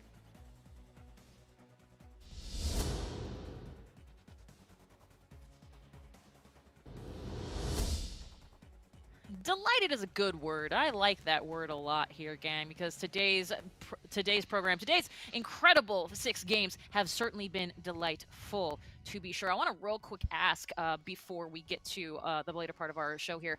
Onset, to you, we heard some great listen-ins. Anything that our players here, anybody watching, can glean from those listen-ins, particularly if you're an IGL? I think one thing that you can point out, actually, is, you know, we talk about the positives in IGL and how much pressure on their shoulders. In that last game, we were with Alliance doing the listening, right? Sometimes it doesn't always go right. And Hacky almost said it himself. He's like, maybe we're stuck here. Maybe I've made a bad choice. I can't remember the exact verbiage of it, but sometimes you got to own up to the mistakes. And as an IGL, you're going to make mistakes, right? But it's about how you come back from that. Alliance had a good day today, and you would say that as an IGL, if you're making more good decisions than you are bad, you're having a successful day. So it is the most pressurized position in any team, to have to rotate your team and make the calls on what you want to fight, what you don't want to fight, where you want to play. So it doesn't always go right. Everyone is human. Even though Hackis is an incredible player and made some amazing calls, sometimes you got to remember these players are human too. It's the person behind the mouse and keyboard or the controller. Speaking of one of those people, one of our people, T Squared is standing by with a guy who's been remarkably impactful on today's lobby. Tom? Thank you, Kate. I'm here with Yuzuko. Congratulations. I mean, big dub overall. I want to ask you, with the current overall standings, you guys were sitting in 11th place overall, top 10 make it into playoffs. Was that something that you guys discussed? How important was that for you to perform today? I mean, of course, we are aiming for the LAN. Obviously, if we get first place, the best we can do. But we're fine. We were testing some stuff on the last LGS, and today we proved what we are able to do. Yeah, nobody was counting you out through the entire time. Let's talk a little bit about that break going from week number 3 or round number 3 into round number 4. There's 6 rounds overall. There was a little bit of a break. Season 11 came out. What was the preparation over the last couple of weeks? Were you interested in changing anything, or what was that like going forward? We just thought about changing Wraith by us because it's an interesting comp to play Edge. But on competitive, in my opinion, if you play Edge, sometimes you can you cannot be how it's said consistent making points. So we just went back on Wraith, and we are not gonna change it. Yeah, it seems to be working out. What do you think in terms of Ashe? Do you think that the players just don't have enough experience with Ashe so far, say with Wraith, or do you really just feel like Wraith is that strong right now where it's just so important to get your portals, get your Q down, make sure that you're playing aggressive? Do you think that Ashe is going to kind of make her way going forward once players get more used to her? I don't think so, because us is changing Octane completely. Like, Octane is out of the meta, but Wraith is still good for some teams. Even Edge, like, is more consistent in my opinion. The portal is the best. I want to get your thoughts on the meta. We started off with, season 0, season 1 with the same Watson, Pathfinder, Wraith. Now we have a handful of different compositions that are being ran. Do you find that to be a lot more fun and a lot more refreshing? It's refreshing because we are not playing the same comp for 10 seasons, but I miss the old comp, not gonna lie. All right, so last question. I want to get your expectations for Kick. Say that you guys make it into the LAN. Say that ends up happening. What are we going to expect from Kick going for the rest of the ALGS Pro League split? We're gonna fight for the top 1, obviously, but we need to make a couple of more points so we are secure on the LAN, and nothing else. I love it. You got to go for first place overall. Well, hey, you guys kicked some serious butt today. Congratulations on the dub. Great final game, too. That was a very close one overall, and we'll be seeing you next week. Thank you very much.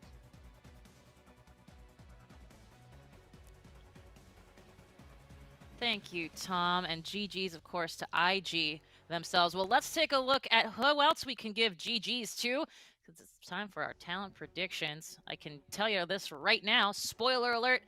It's not me. Setting for me always. But let's take a look at who we had and where. Oh, look at that. The guy, the man, the myth, the legend himself on set. Just got done with the interview, but he is sitting pretty there, picking the team that got to the highest point of that leaderboard. Gaskin, let's start with you. Maestro seemingly could have had, they were number 3 in the overalls. They came in swinging. Yeah, I mean, I predicted Maestro, but with a little bit of worry, because I knew that they did struggle when these two groups came up against each other in week number 1. But I'd say that they'd be somewhat happy to change, finishing in 19th place between these two groups, to then moving up to what 7th they finished or something, 7th or 8th. I think what's funnier is the fact that Mark was convinced he'd predicted Kick throughout this entire broadcast, and now we get confirmation that he actually predicted new esports. All of the producers are in my ear right now telling me that no, you picked new. Whatever. I don't believe it. I picked 2 teams, and I choose the one with the most points. That's how this works. Apparently. I was wondering how it is you keep winning. Now it all makes sense. Oh my gosh. Okay, well, well done, Tom. Blah, blah, blah. Anyway, hey, you know what? We can find ourselves perhaps on the redemption run ourselves with the talent predictions, because guess what? Don't you worry. We have North America B versus C happening today, 8 p.m. Eastern. For those of you on the Pacific Coast of the United States, that's 5 p.m. That's 1 a.m. for the boys over there today, in the GMT. Tomorrow for us, but yeah. We'll be here. Don't worry. That's right. They're never not here. They live in this box in this dropship right here. That's I'm pretty sure how we bring Onset and Gasket in. But at any rate, any final words before we head off to go to our NA broadcast a little bit later today? I think for me, it's just, again, it's amazing to watch these players play, and you can see, I feel like a lot of teams are starting to feel pressure now with weeks running out. For those teams, best of luck going into the final few weeks, because it's going to be a war. And I think whoever makes it into that top 10 fully deserves the plaudits they're going to quite rightly get. But I also think it shows how closely contested the entire EMEA region is when Kick, who were down on 11th, have just been able to win today's competition. No one is safe, and you can't let your foot off the pedal whatsoever, because as soon as you do, some of these teams are a little bit more hungry. They do just rise through the ranks, and they will take those points away from you. No one is safe. Prepare for the war. Keep your foot on the gas. Couldn't have said it better myself, so I'm not gonna. Hey, if you want to keep up with all of this action and fun, go ahead and follow us on all the socials. You can see it right here. We're on the Twitters, right there. We're on the YouTubes, and of course, twitch.tv/PlayApex. That is where you want to be. And of course, stick it around right here a little bit later today, or if you're in the UK, tomorrow, for more action here on the ALGS Pro League. But for that, the casters, the crew, and our incredible staff, thanks so much for joining us, and we'll see you next time.